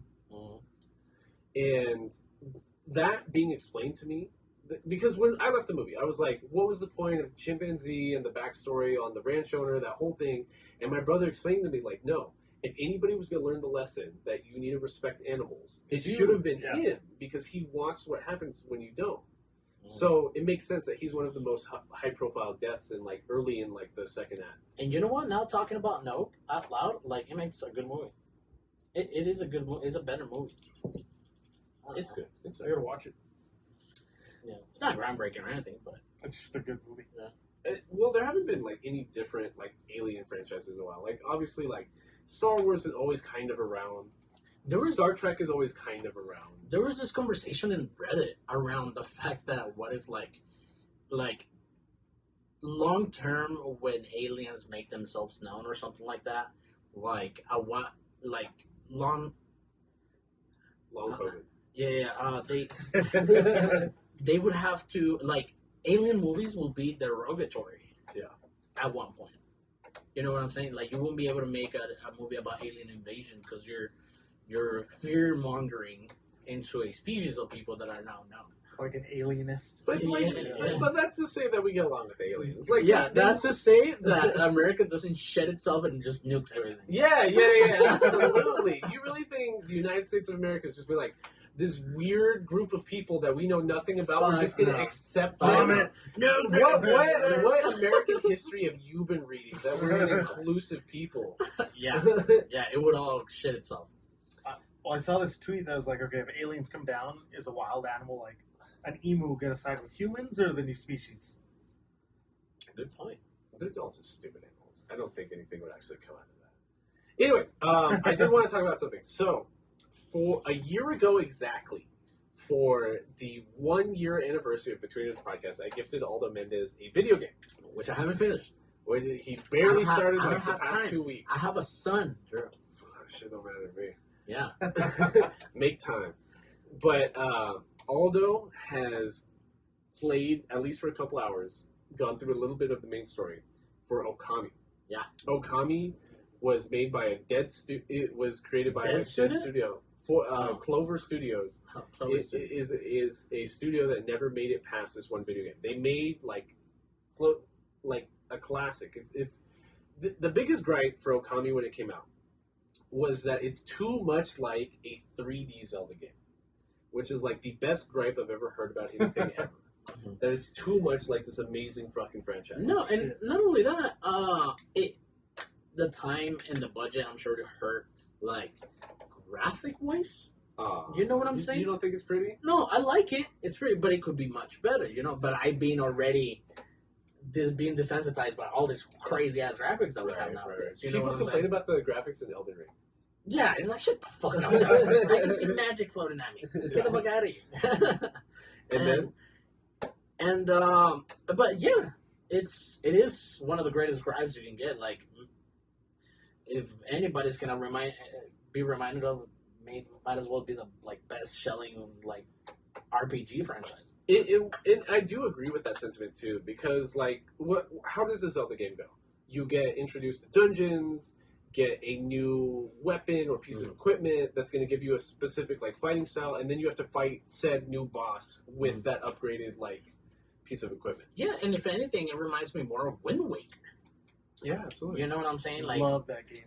Yeah, it is great. It's semi-open world. Yeah. Like, the world's not that big at the time because it's like 2009. But you could sail. You It was a PS2 game, my dog. I got it on the GameCube. GameCube, yeah. I got it on the GameCube. But dude, the fact that you Wind Waker. Yeah. Well, I was talking Okami came out on PS2. Oh, yeah. Like that's how old Okami is. Yeah. But no, it's really cool, especially like in Zelda Wind Waker when you get to the temples, you earn a new ability. Yeah, and then you're like, oh, I can't get to that ledge. Oh, I just got a new ability. Yeah. Now I can make it onto that ledge. Yeah, absolutely, and that's exactly what Okami is. And it's cool. It's very tranquil. It's pretty. It's got like a watercolor aesthetic to it. No, and it's nice. You're playing as a sun goddess who's a wolf in Japanese mythology. No, her name is Amaterasu. Mm-hmm. So you're playing as the sun goddess Amaterasu, who normal god plotline. Like, people don't pray to you anymore, so now you're bringing underpowered. sunshine to the world. Yeah. So the point of the game, the point system, is praise. So, like, if you do, like, godly acts and help people, you get more praise and you get more points to, like, interject. Because it's still, like, kind of an RPG, so you get to interject into, like, your power system. Be like, I need 3 points in my attack base value or whatever. Yeah. So it's still an RPG, but, like, that's really smart that, like, praise is powering up the god that you're playing, right? Mm-hmm. And that makes you want to do miracles out in the real world. God of War-ish. Yeah, kind of God of... Exactly. It's like God of War in that aspect. But, like, I hope you find some time to keep playing. I know you haven't found any time in the past year, but, like, Okami... Sad. it's not even that it's sad. It's just that like it takes all of these very common elements that were widely available, like just these open world elements. It plays like a Zelda game. It's like God of War a little bit. The fighting style is a lot like God of War, if I'm being completely honest, because you get to upgrade like your equipment. So like remember God of War, you could have like the chains or the big ass swords or the staffs. That's kind of how Okami Turns was introduced, like different armaments and stuff like that. What gaming studio is this? Huh? What gaming studio is this? It's Clover Productions. Oh yeah, right. But they're dead. They never. Yeah. They never. This is all they ever made. And Good for that. and I don't think you played it. Death Stranding. No. Death Stranding. Hideo Kojima, maker of Metal Gear. His mission with Death Stranding. Have you played Death Stranding? No, it's one of the ones I'm really looking forward to getting back. So Death Stranding. Spoilers, no spoilers. But if you haven't played it, it's been a while now. But his mission with it is to make a game to relax, because the point of the story, the point of the game is just delivering packages whatever route you want to take, and your level ups is like, you got to gather materials so you can build a road so it can be easier to deliver to this place, because this is like a post-apocalyptic world. But his mission with it was to relax, and if you encounter monsters or shit like that, you don't have to fight them. Like, you can go around and you're literally delivering goods and materials and food to people, like in this post-apocalyptic United States. And I feel so. It's Fallout. I feel no, it's but a pacifist Fallout. yeah, it's a pacifist Fallout, and you're just like walking back and forth. It's not really. You do encounter enemies and stuff like that, but it's up to you to make the weapons to fight them.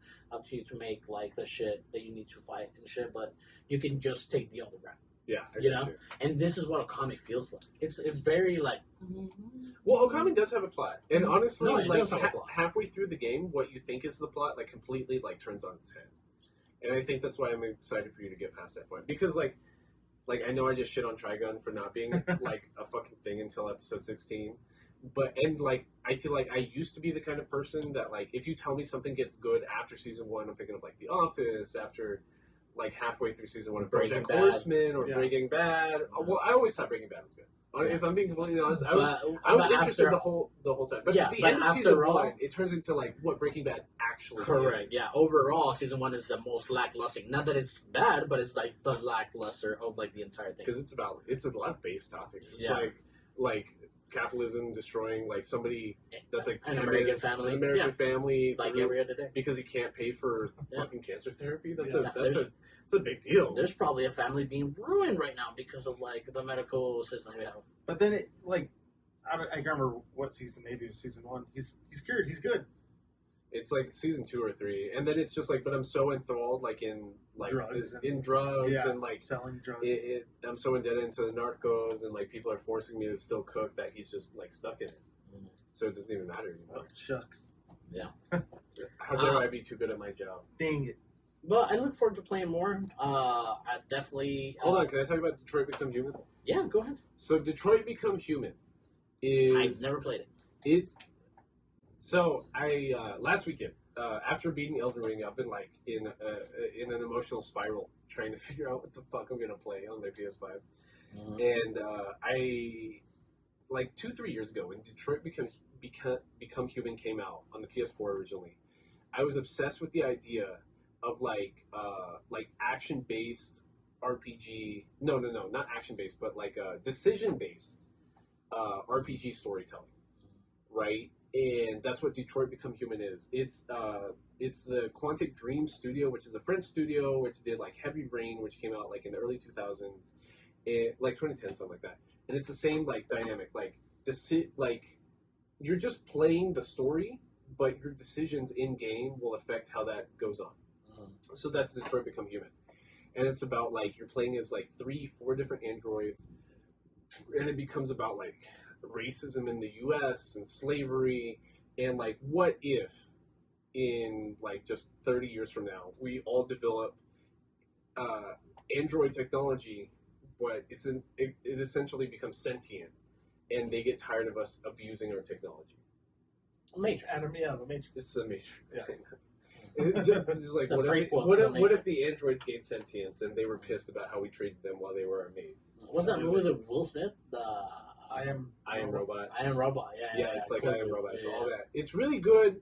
It just becomes very derivative because, don't get me wrong, like, one of the androids you're playing as is, she's the first one to gain sentience because she, like, fights the father of a child that she is mating for because, like, he's just a drunk and he's on drugs because it's the future, so they have future drugs, right? And he's an addict. 3D. Exactly, he's got Jack 3D. So he's beating his kid, and then he destroyed their last android just by being a destructive fucking drunk.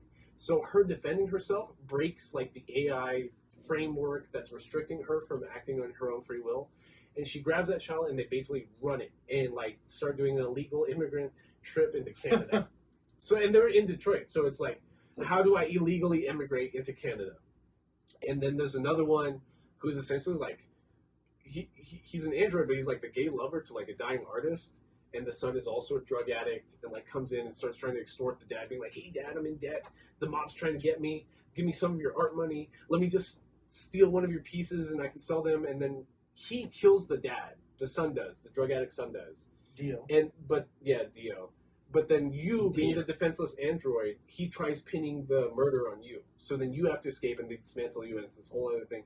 And then you essentially make a robot uprising, and then you can retake over the whole city of Detroit because the U.S. military will nuke downtown Detroit to try to kill you, but you're androids, so it doesn't affect you. So, like, it's just Detroit becomes a nuclear wasteland, but it's run by androids now. But you conquered slavery and racism, so now it's okay. And then the third guy is the best model android for the company that's making androids, but you are investigating android murders. So you're working with the Detroit PD police force as an assistant to a drunk detective. Yeah. So that you could solve android-based murders. Mm-hmm. And it's just this whole thing. It's cool, don't get me wrong. I love decision-based storytelling. Like, the Mass Effect series is one of my favorite fucking games ever. Mass Effect 2 is probably my favorite video game ever. And I love, like, RPG, like, gameplay. But, like, it being a French guy trying to tell a story about American racism and slavery, it kind of falls flat on its face. Yeah. It's so, like, on the nose. It's just like, you are treating us like slaves. This is wrong. Americans in North America have never learned this lesson before. Like, don't get me wrong. Like, I'm not one of these weird, like, DeSantis-ass people that's, like, anti, like, critical race theory or anything like that. Like, I completely agree that, like, slavery should be taught in schools. And, like, I think it's weird that, like, white people all of a sudden, like, don't want to learn about the history of the United States because it's going to make kids feel bad, even though that's the history of the United States. Like, I don't know what to tell you. Like, if the history of the United States is gonna, like, make white children sad, then, like, maybe they just shouldn't have done that. Their ancestors just shouldn't have done that. I don't know what to tell you. But, like, it's so just on the nose that it feels like offensive. Scooby-Doo-ish? It's so offensive almost. It's almost just like, the audience is never going to make this assertion, so we have to beat you over the head with this narrative. Mm-hmm. Which, like, I don't know, I pick apart an anime every week. Like, I am used to picking apart, like, progressivism and, like, conservatism and fascism.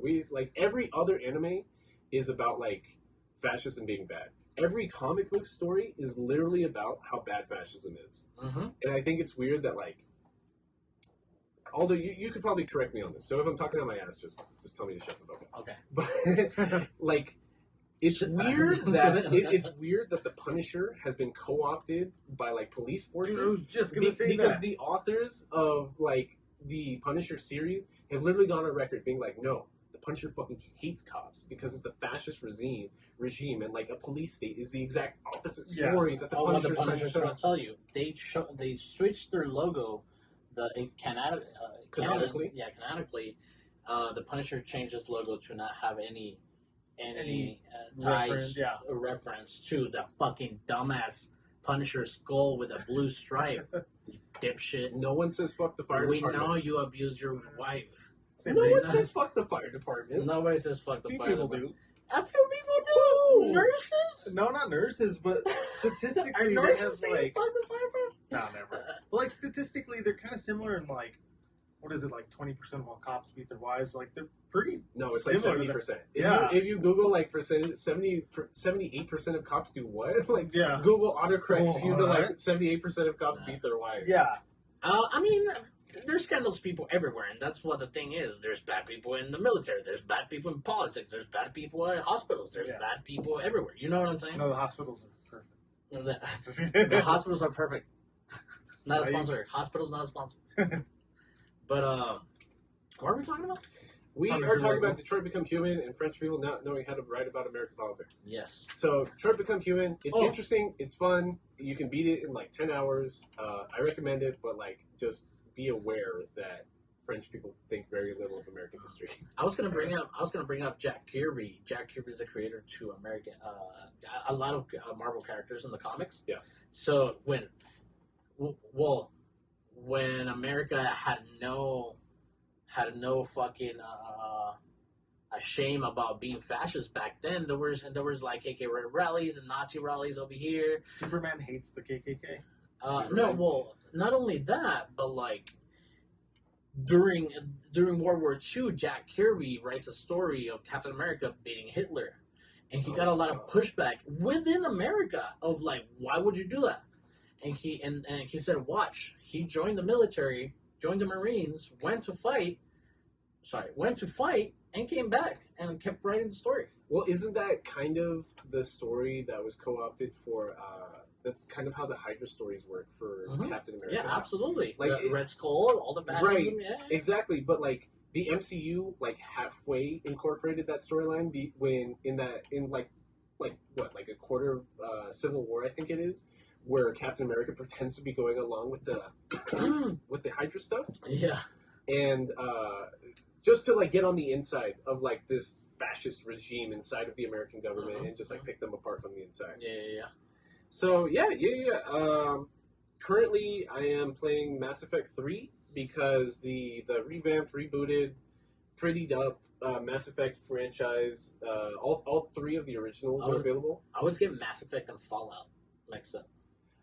I feel like because I've played both like religiously and I love both to death. Yeah. I never have like I was just talking Bethesda. Yeah. I've been talking about Bethesda nonstop for like 2 weeks just because of Elden Ring and Bethesda and like the Elder Scrolls series. Yeah. Like I miss a lot after playing Elden Ring. But And you also didn't play video games for a while before you graduated. I didn't. So like Yeah. that's why like Mass Effect 2 and Mass Effect 3 stand up in like my mind so much, and like Borderlands 1 and Borderlands 2. Yeah. Which I'm glad you brought it up in Trigun because like 2012 was about like the last time I was playing video games like a lot until like I transferred to Texas Tech University. And like I got really involved in school, and then like immediately after like got a job and then started doing my master's. So I didn't play games from like 2012 up until like 2020, which is like I got my PS5 like December 2020, and that's like when I started playing games. Yeah.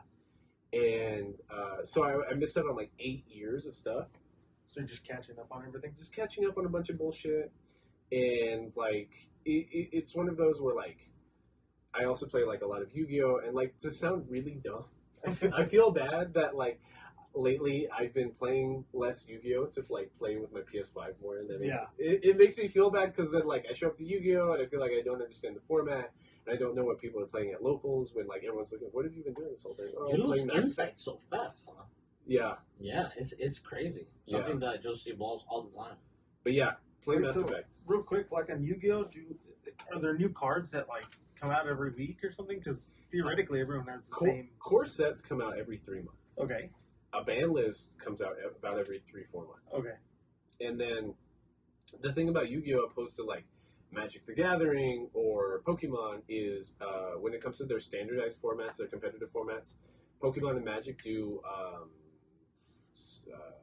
they have a term for it. It's like set releases. So it'll be they cycle out the format. Gotcha. So like for Pokemon, it'll be like the last 4 sets are what's legal, and then like every time a new set comes out, the oldest set in that grouping is now like illegal and you can't play those, right? The issue with Yu-Gi-Oh is that as opposed to like Magic or Pokemon, where they do have like an energy system. Yeah. Do you remember like attaching? Honestly, I learned how to play the Pokemon card game from like the Game Boy Color game, where like you were actually playing the card game, but you're playing like gyms and like you're attaching energies, and that's how your Pokemon are attacking. Or Magic the Gathering, you're placing lands every turn. Yeah. So it's slower. It paces itself out. Yu-Gi-Oh not only doesn't have a card rotation system, so every card ever, unless it's on the ban list, is like legal for you to play. But like, it also doesn't have an energy based system. So like, the thing about Yu-Gi-Oh games is like they never make it past turn 2 is like the big like meme, because like it's so high powered. There's 10,000 cards available to you, and you can play everything in your deck turn 1 if like you build your deck correctly. Yeah, and that's why a lot of people don't like it, because it's not beginner friendly. Like at all. Like at all. You're expected to know 10,000 cards that have come out over the past 20 years, which you're never going to fucking know. Yeah, it's like when shooting games turned from just being shooting games to, like, actually putting in time into your loadouts. Yeah. You know what I'm saying? Like the way people used to talk about, like, the last couple gens of, like, Call of Duty, I'm just like, dog, you're a fucking nerd. Yeah. What do you mean? Like, no, bro, it's because you gotta use this one with the thing, and then the thing, and then the thing, and I'm like, what? Dog, I just like the one. You're fucking I like nerd. the Uzis. Yeah, exactly. I remember, like, Modern Warfare 1. Like, what are you talking about? Like, yeah, and like, you see this kind of shit with, like, games like 2K, like 2K games or FIFA games or Madden games. All those motherfuckers that play really good. Fuck, dog.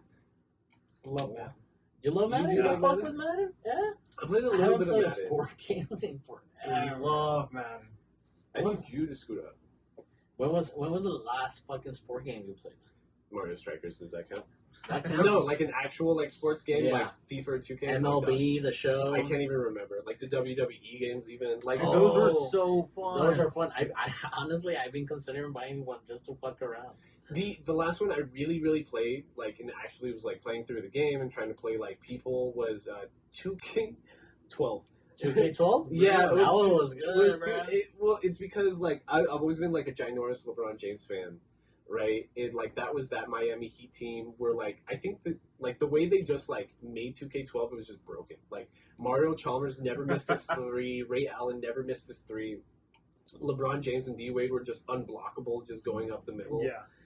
So like I would just like be like, oh yeah, sure, I'm not big on sports or sports games, we can totally play it. I just picked the Heat like Every single time. just Heat it was like the Madden game where if you were playing as the Hawks, when Vic was legal, and it was just like, dog, you literally couldn't like. Well, in tournaments they used to ban the Falcons because you couldn't. Because the way Michael Vick was played, like you just couldn't beat him. Yeah. Mm-hmm. Yeah, and sports and like games like that also turn into that crazy shit that you're a nerd if you really know how to play it. Yeah. Oh, what was in Tecmo Bowl, Bo Jackson? Oh, it's you could just Bo run Jackson. Yeah, side with to the Raiders. side. Yeah, nobody would catch him. Yeah. Video games are weird. Video games are crazy, man.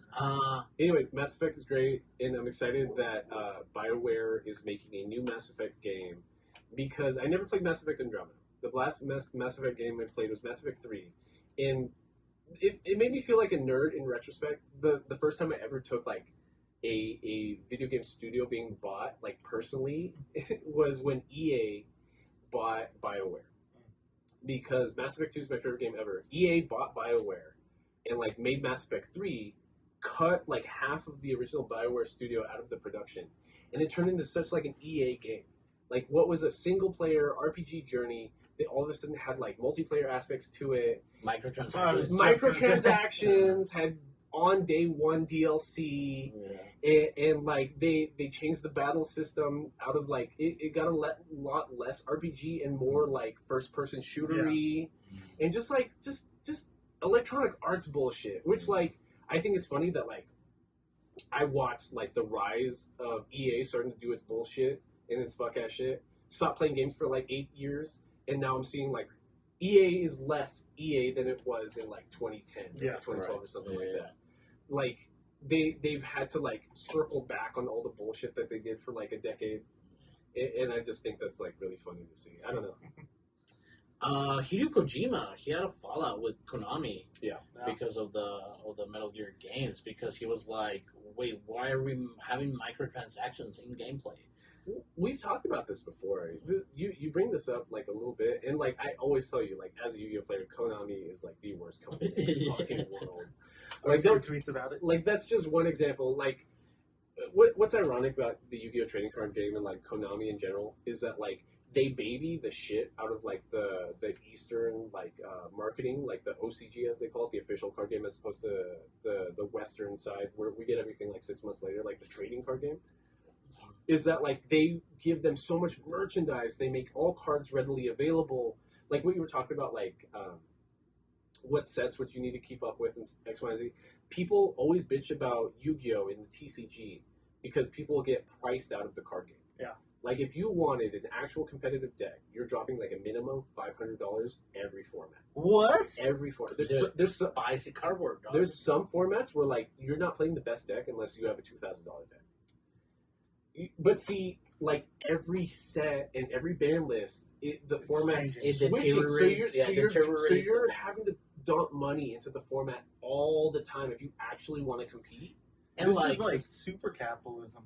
Exactly. And if a high priced card gets banned, it's no longer worth that much. Exactly.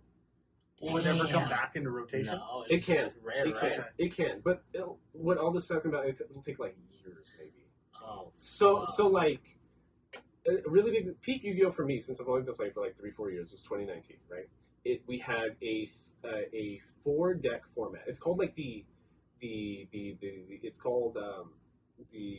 endless format or the never-ending format, because basically for like 3 ban lists or something like that, they kept doing like perimeter hits so that like these same like 4-deck strategies were always playable in some capacity. Yeah. Like granted, like the sub engines or the supporting cards would sometimes change because they'd get banned or like things would come back, whatever. But basically for like 9 to 12 months, like these same 4 decks were playable. I was playing this deck called Sky Striker at the time, and the best deck in Sky Striker is called Sky Striker Mobilize Engage, which lets you search any card in the strategy and draw a card if you have 3 spell cards engraved. Pot of Greed is one of the most iconic cards in Yu-Gi-Oh! It's been banned since like, I don't even know, like 2005, 2006. Really? Just for the sheer fact that it is a +1 in card advantage. So card advantage, it matters more in Yu-Gi-Oh! Than it does in other card games, because we don't have a power-based system, right? So if you have the card in hand, it's easily playable to you immediately. The idea of card advantage is like, if I play a card, does it replace itself in terms of card advantage? So Pot of Greed says draw a 2. I am playing the 1 Pot of Greed from hand and drawing 2 from deck. So I am replacing the card I just played that's going to graveyard, and then I'm gaining another card. I'm going +1 in card advantage, right? For Sky Striker Mobilize Engage, being a +1 in card advantage, because not only are you searching any card that you want, but you're drawing another card, it's a +1, broken. It was like $120 for like 12 months. And you were playing 3 copies of that. So just to play Sky Striker, to buy those 3 cards, you were paying like $360, right? January 2020, Sky Striker Mobilize Engage is banned. It's 50 cents the next day. You are losing $360 just because Konami was like banned. So like these cards, do you just pull them by random? No, well, I buy singles. Like you, like it's bad. Like could you theoretically buy? You could, but people are addicted to gambling. That trickle down economics is like spread. But it's gambling. That's why people are addicted to packs. It's literally like legalized gambling. Like, I could pull the $120 card if I just buy another pack. If I just buy another pack, it's gonna even itself out. Which is never gonna happen. Like, you're better off just buying the singles and like getting exactly what you want. Like, don't get me wrong. Like, if you see your card and it says $120 for 1 fucking card, you're like, this is the most ridiculous transaction I've ever done in my life. But okay. But the idea is, if you have a very productive locals that is doing really good pricing, and like you're getting a lot of sealed product, or like play mats, or like what Konami's sending them as pricing to get people out to locals, you can resell that and get that money back. Okay. So if you're good enough at the game, you can make money at the game if you keep winning pricing. Mm-hmm. But a lot of like casuals that are like, winning doesn't matter, dog. You made a $500 investment. I think winning matters at a certain point. get that money back. Yeah, get that money Yeah. back at least. Like, I don't know how you're so like, oh, I want to play what deck I want to play. Dude, like, I paid money for this. I'm paying money to be entered in the tournament as well. Like, I'm going to win at least to recoup my investment. Yeah. Yeah, pay to beat. I fuck it. And it's just a hard game. It's very technical. The rules are all over the place. There's exceptions to every rule. You want to talk about Stray? Oh, You're a cat. yeah. We have a cat lover in the house. I've been thinking about getting a cat. Love cats. I used to have cats. I like cats. Yeah, I'm just so allergic to them. Blue Russian, man. Yeah, I want to get a hairless cat. My neighbor killed my cat when I was in middle school. What? Like killed it like a Like murder, Boondock or Saints? like accidentally? Car coolant fluid is sweet to the taste, so there's people that will put out like car coolant so that they'll drink it and they'll like kill themselves. So No. I had a cat. What tastes good again? Car coolant, don't put that out. So You can like also drink drain on if you want. my cat used to be It's one not of that great. my cat used to be one of those kind of cats that like goes between the outside and the inside, right? Yeah. And like he would always be seen like walking like the back wall in my parents' house, like when I was in middle school. And there was just like this 2-week period. He stopped drinking water, stopped eating, was always convulsing, lost all his weight like very quickly. He was poisoning, like he was poisoned from car coolant. And we figured it was our back neighbor because like he would always complain to us, and he was always like, if I see that fucking cat again, I'm fucking killed. Like he would threaten the cat all the time. And he was a very disturbed person because Just hurt people, dog. well, it gets worse. So like Oh my god. over here on the far east side near like His family was killed by cats. near Zaragoza Drive out here in East Side El Paso, within the past 10 years, we've got like different ramps for like the extended like loops and stuff like that. Back when it was first built, he parked his car on the top of one of those high spires and just like jumped off. Wasn't that a Mars Volta song? I think so. I don't know what any Mars Volta Yeah, song is, because, but yeah, it sounds like it. there's The one band where they, Mars Volta. yeah, I know the band, but I don't know what their songs are about. yeah, one jumped off the spaghetti bowl. Yeah. But yeah, the back neighbor that killed my cat also killed himself. So he was a very disturbed person. Hey, heard people are gonna do bad things, man. But you didn't have to take my cat with you, Dick. Right? You did not have to take my cat That's with so. you. We were just talking about the Roby. Your cat was fucking going off. Yeah, so MIA. before I moved Living to by my his own rules. yeah. Before I found him at this old house I was living at, he was a stray, and then I took him in, and then I used to let him inside and outside because he'd always come back. And one time he left for like 2 weeks. I was like, oh fuck, he's dead. It's sad. But then some lady called me. She was like, hey, I found your cat in the backyard. I trapped him. If you want to come get him, I was like, okay. So I picked him up and he was all scared. Mm. And then I took him back home and he just walked inside like nothing. I got some water and I was like, oh. Cats are the worst. I love cats, but like they're just, it's like its own person. I love that.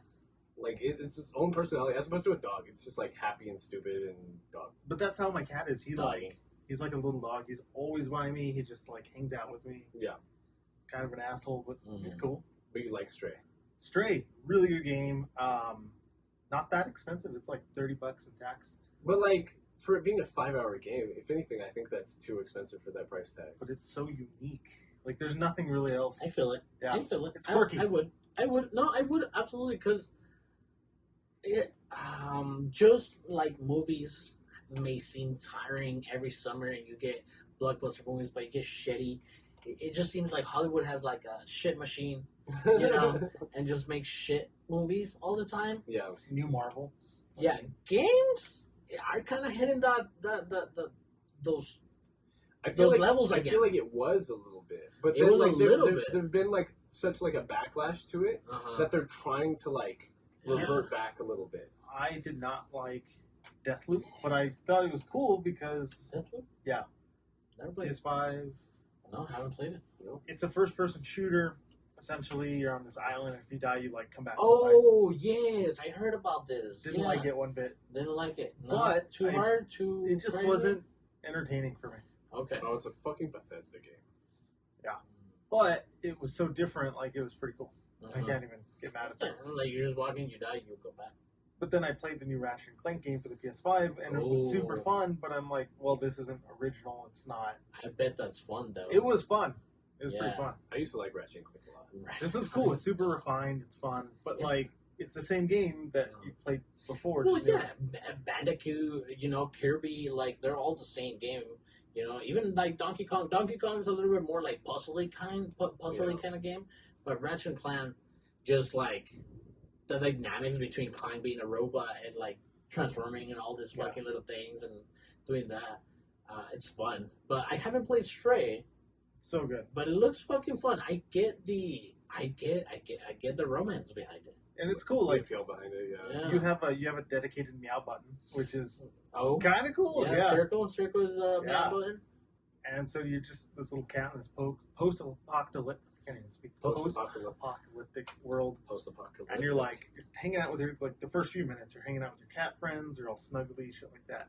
And then you guys are jumping around, like walking around, and then you, as your character, like you miss the jump, and you fall like 100 feet. Just Sure. eat shit. I saw that from the previous. So then you're going through the city trying to figure out like, where the fuck am I? And everyone's a robot. Like any humanoid type person is just a robot. So you're trying to sentient too, right? Yeah. Yeah. Looks super crazy. sentient. You start off in like the slums, and then there's this like social justice stuff where like the slums that higher ups are dumping their trash into it. Mm-hmm. So it's cool, man. It's super unique, fun. Gameplay is really, really simple. You just like interact with objects, but it's kind of nice not being so complicated with 10 different buttons, 10 different things. That's what I like about the Mass Effect series. Yeah. There's an indie game. Stray reminds me of this indie game on PlayStation Plus called I think it's called Stranded or like Death Strand. No, it's about this crochet looking character Oh that is attached to the second player, and you guys go through little puzzle like games where it's a co-op mission like. It started with the PS3. It's like Donkey it's Kong a style. it's a platformer. Yeah. But like everything's like made out of yarn. Yeah. What is that? But I think you're thinking of the mainstream one. Am I thinking of Unravel or am I thinking Unraveled? of... Unraveled. You're talking about Unravel, right? Unraveled. But dude, like so you're this tiny fairy size like on little crocheted little animal, and you go through puzzles, but the background at the beginning, no, like the background is playing around like rooms where you see a story develop of like kids trying to run away from their like abusive home. Coraline. Yeah. It's weird. It's weird, bro. So I was thinking of Little Big Planet. Little Big Planet. You were thinking of Unravel. Yeah, you were thinking about the mainstream one. Yeah, the other one's Happy Go Lucky. It's just a sack universe. Yeah, ballsack universe. Ballsack universe. Yeah. Unravel though, you play co-op, or you can do it by yourself. But you can play as co-op. But in the background, as you're going through these little puzzles, like the story unravels some kids like escaping their abusing family. Crazy. It's fucking weird. On They get out of the house. They like sleep outside through the rain at a park, and these are the locations that you're doing all those puzzles in. Yeah. It's weird. Very, very well directed, and it feels like Stray, something like that. super simple, nothing complicated. Yeah, but like the story behind the cat. Oh shit, the cat fell. Yeah. Oh, it's trying to. You know what I'm saying? It's motivating, and something that is also motivating. It's One Piece, although I'm not caught up. I mean, Where are you at in One Piece, Mr. Roby? one of the warlords, what's his name? Kuma? Kuma. He did his little paw thing, and Luffy is in Amazon Lily. We figured out he has Conqueror's Hockey, which apparently at the time is like a really big thing. It's still a really big thing. Yeah. It's still a really big thing. There's What? only like a He gets dozen what? Conqueror's Hockey. What's that? So I think I've talked about it on the Nerd Down Before. So you know hockey is. It's the second power system in yes. One Piece, right? Yes. The normal way hockey, hockey is shown is armament hockey. Like my Yeah, will can manifest a steel force around my fist, right? Yeah. But then there's also observation hockey, which almost gives you like future sense. So you can just dodge anything. Yeah, but then like Premonition. Conqueror's Hockey is like a hockey that you can't actually train. You're born with. It's like the will of a conqueror. The will of like The will of D. it's not the will of D. Well, we don't know the will of D. But Yeah. technically it's not the will of D, or we don't know if it is yet. But Conqueror's Hockey is like this force that can like control people that you'd be born with. Like it's hockey so strong that you can make lesser beings, lesser souls, people with weak will, like faint. Yeah. After feeling your conqueror's hockey. So that's how One Piece deals with like, oh, it's 100,000 person army. How are the Straw Hats going to defeat them? Luffy conquers hockey. 90,000 of them just instantly just pass out. I was recently looking up some Twitter news and the fucking topic of One Piece. Apparently, Oda is like, oh, now the anime can start.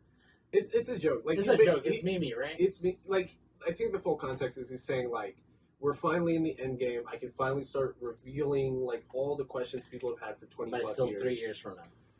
He says 3 years, but then in that same sentence that people are like cutting out of that quote, he's basically saying like 3 to 5 years. He thinks That's probably. But like every time he's ever given an assumption, like this arc will end in the next 6 months. It's another 4 years. In the Wano arc. Yeah, like it's.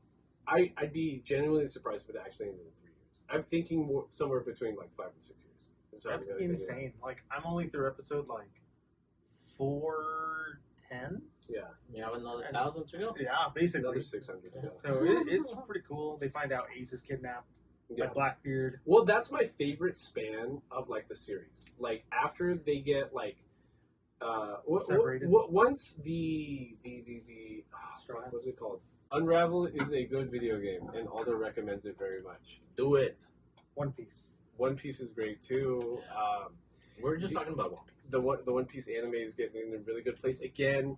Like, don't get me wrong. Like, I've been singing Toei Animation's praises for like the past couple of years because once the Wano Act started, they finally realized, hey, maybe we should actually put some fucking production on this bitch because it's making all our damn money. And still in the Wano arc, there are certain episodes where like they don't actually put like the good storyboarders, the good animators, the good directors on it. Like to save money, you get it. But like when there's a high-profile fight or a high-profile scene, like they will like put some money into it. And like the last couple of episodes, we're getting back into that stint where they're putting some production value into it, and really excited for it. And the manga just in a crazy, absolutely crazy place right now. Like, you know, never read a manga. Ever? I try not, especially if there's an anime adaptation, I try not to like get ahead of the manga because I want to be fresh for the anime. And see, us as nerds, as having this podcast on only watching the animated version of these mangas, it's funny because they're also like the super, and some are gatekeepy, but if you read the manga, that's cool. That's cool that you read the manga, but like for this podcast, it would take so much time. Well, that's not entirely true because I think the difference is that me and you, a week we'll have to read the end and at the beginning and end to in a manga and watch it. But see, like if we divvied it up by volumes or like even what an anime encompasses. So like Mushoku Tensei is 25 episodes, 24 episodes. The volumes covered are only 6 light novel volumes. That would take like 2 hours to read. Out of 6 out of 20. Yeah, I guess we could do it with some, but something like One Piece. Well, what I was gonna say is we can't do that, or we don't do that, because both me and you have lives, and we watch things passively sometimes. And we're not getting paid for any of this. Especially something like Trigun, where it's like the best anime if ever. I'm gonna have 4 hours of watch time where nothing's happening, like I'd rather do something. It is passively though that you're watching it. Manga and like light novels, if you're reading it, all your focus is on that. Yeah. You know what I mean? Like Aldo can't multitask with his kid or like cooking meals for like his girlfriend getting off work if he's reading a manga. So, and I guess that's kind of where like we could get flack from nerds, but like. But you've made your mission very straightforward. Only watching the anime. Right. Up to this point, yeah. I mean, whenever we get super paid for it, we'll read the mangas. I don't give a shit. Yeah. And I don't know. So, like, to that point, if you have anything that you guys want us to watch, late episode plugs right here, please email us at betweennerds@gmail.com or follow us on social media or on YouTube at Between Nerds. Or You can also enter our monthly giveaways by leaving a 5-star rating review on Apple Podcasts and emailing us, letting us know that that 5-star rating review is you. Or if you are a subscriber on YouTube, That's Jonathan. That's fine. That's fine. If you're a subscriber on YouTube, just leave a comment and you'll be entered. You know, leave your private settings. You might have to switch it to making your subscriptions noticed. You know, or available public. Or public, yeah, to the world, and so we can see that you are a subscriber. But if you don't want to, you don't have to. Only if you want to join the giveaway. Yeah. We haven't done a giveaway in forever. I was at the mall the other day, and I went to Lunchbox or Hotbox or Lunchbox, yeah. And they have a lot of nerd shit, dude. And I was geeking out. I was like, damn, I haven't seen merch in a while. I think it's funny that even like something like Hot Topic has just turned into fucking nerd store. Yeah. Like I remember Spencer's. being like 11 or 12 years old and Hot Topic being fucking terrifying because the music was so loud. It had so much like cologne and perfume sprayed in there. Spencer's was weird for a while. Yeah, Spencer's was real weird. Spencer's had like the Chucky dolls at the end. You were like, Oh, fuck. Just meant to freak you out. I don't know how this place has stayed open. It's not like they did any fucking business. They just. I was at the mall. They had posters for their 70 anniversary. Spencer's, motherfucker. Spencer's has been open for 70 years. Some stupid shit like that. Maybe I'm exaggerating. Maybe it was 50. Maybe Still, that's more than one. That's Dog. ridiculous. Yeah, dog. Wow. Yeah. Fucking Spencer's just selling dildos and Body-sized condoms. and wig shirts. And fucking pom-poms, like, right next to it. Yeah. It's like America's gift shop. Yeah, absolutely. Anyways, and then last piece of news right here. What we will be watching this upcoming week, we will be watching the Entertainment District arc of Demon Slayer. And it's only like 11 episodes of watch time. And we're doing this because we already talked about Mugen Train about a couple months ago, or was it only a month ago? Fairly recently, honestly. Like 2 months ago. Yeah, no, it might have been shorter, like a month and a half ago, maybe. Yeah, Because, go ahead. But yeah, and if you have anything any insight for the Entertainment District arc that you guys want us to talk about, or I think we're going to be inviting CJ for probably that episode. Hopefully. If you have any comments for CJ, you guys haven't seen him in a while. If you have any feedback on Mr. Roby Quintela here for joining us for this episode, please let us know. Do you have any other recommendations to watch anime? Because Yu Yu Hakusho we're definitely going to finish. Yeah. But that's besides the point. Man. I don't know, like, Inuyasha? I still haven't seen Inuyasha. I've been Really? You just, like, your whole anime opinion is, like, 2001 Adult Swim. Yeah. And, like, you have not seen Inuyasha. Never. That's absolutely insane to me. I think out of all those, like, Adult Swim, Toonami, like, classics, Yeah. Inuyasha is probably what I've seen the most. Yeah, haven't seen that. I need to, though. I just catching up on One Piece. Gotcha, One Piece. So Yeah. you don't have anything else for us that we haven't watched? Stray. as He part said of this Stray. between- Stray was good. No, like something to watch. Oh, okay. Any other anime? Not necessarily anime. I don't know if you guys ever watched the very first season of Heroes on NBC. Heroes? It was so good. It's a live action show. Oh, There's like yeah. that Asian guy that travels through time. Yeah. And The it was a big deal cheerleader. because he was like the Asian dude. Yeah. The first I season remember. is amazing. After that, it's garbage. I've heard that before. Because it went, I think in 2009, there was the writer's strike. Uh-huh. And that's right around like when it was getting good. And then everyone just took a strike and then it went to shit. Yeah. It's like that season of the NFL where we didn't have actual refs. Yeah. Remember that? Yeah. Do you remember those first 4 weeks, like Where trying to it's watch just those like- games? Fuck it. I remember every Thursday night game being absolute horseshit. Like just like What happened? the refs in the They were on NFL, the strike. National Football League. Yes. That Strike? whole summer, there was all this dialogue, be like, refs need to be paid more, the NFL's like gouging wages, or like there were all these penalties, so like refs wouldn't get paid for certain Labor games, rights and shit. labor rights, all this bullshit. Mhm. The NFL tried to strong arm the refs, and you were like, nah, you're going to show up for work no matter what, so we're just going to go along with it. Refs actually did do the strike, so the first month, like first 4, like NFL seasons are only like 16 games, you know what I mean? So like for a quarter of those games not to have actual good refs and like fucking high school football fucking dropout refs, like Oh, no. like reffing the games, Uh-huh. just madness, complete like madness, like just like calls not being made, or calls being made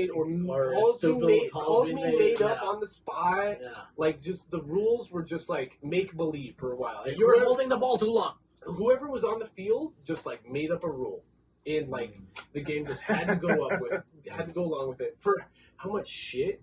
Like what year was this? This was like 12, 13. Damn, I thought it was earlier than that. That's wild. I thought it was like 2008, but I don't know. Maybe it's happened several times. The time I remember was like 12, 13. Okay. Because it was like either my first or second year at Tech. So that's why I remember the year. Because like if I graduated high school in 2011, I transferred to Tech fall 2012. It was either that season, so it would have been like fall 2012, 2013 season, or 2013, 2014 season. And just bedlam. Anyways. We're trying to shut down the episode, and we keep getting distracted. But yeah. We love Roby. We're glad he's back. Yeah, if you have anything that you guys want us to talk about with Roby, let us know. You're open to that, right? Yeah, open to anything. We're probably going to include his social media accounts and tag on the title of this episode, so hit him up directly if you have questions as well. If you hate me, cool. If you don't, that's cool too. Whatever. Yeah, he has a cat and a dog. And I have a dog. You can't hate that. And I have a dog. You have 2 dogs. You have 2 dogs too? I have 2 dogs too. Another side tangent. One of the nerds I'm close with at Yu-Gi-Oh! Basically taught me how to play the game. He is one of these nerds that gets like sad for like 3-4 months for dating a girl for a week. But I met his last girl, so I have reason to gripe about this one. I met her once, and the first thing she said was "fuck them dogs," like trying to make a meme out of her not liking dogs. And I was like, if I've ever seen a red flag in my life, that's it. I can't believe she said that. She said, "Fuck them dogs," and giggled to herself, thinking we'd laugh along with her. That is the most egregious red flag I've ever live action experienced in my life. No, it sucks because even I'm allergic to cats, and honestly, bro, I don't know how the people that are allergic and still have cats do it. You must love that cat. I'm very, very. You gain a tolerance to it. You get an intolerance to it. You gain a tolerance to it. Wow, I don't know. I like breathing. It's Breathing's nice. pretty nice. Yeah, and when I'm sick, it's like the worst part for me. Like I can't breathe correctly. Like I fucking hate it. I don't know. I wouldn't be able to do it. But I hate that I'm like, oh, I'm a dog person. Like that's not saying that I don't like cats. Yeah, I was not saying I don't like cats. I will fuck with cats, but like I can't. But to say like, oh, fuck dogs, fuck a cat, fuck a bird, fuck whatever. Me and Karen like both too, but like the reason we can't is because the oldest dog in this room, Zelda, she's a rescue, and I don't know what happened during her runaway ships, but she clearly got into it with cats several times. She murdered a cat. Like just this whiff of a cat, like absolutely drives her insane. Like the craziest sounds will come out of this dog because she just can't stand cats anymore. What if you got her got a cat as a kitten where she kind of didn't know She'd what it was? eat it. Like I'd be terrified of coming home after work and there's just like cat guts all over my fucking house. Mr. Fluffy was Mr. Fluffy. Was Mr. Fluffy. Anyways, my name is Drew Philip Lees. This is All the Menace. This is Roby and Quintela. This has been 2 years of the Twin Nerds podcast. Thank you guys for supporting us on YouTube. It's been going fairly well. Like and subscribe. All that notification. Happy 2 years. Happy 2 years. Thank you. Congratulations, Thank you, guys. This has been Between Nerds. Say nerds. Nerds.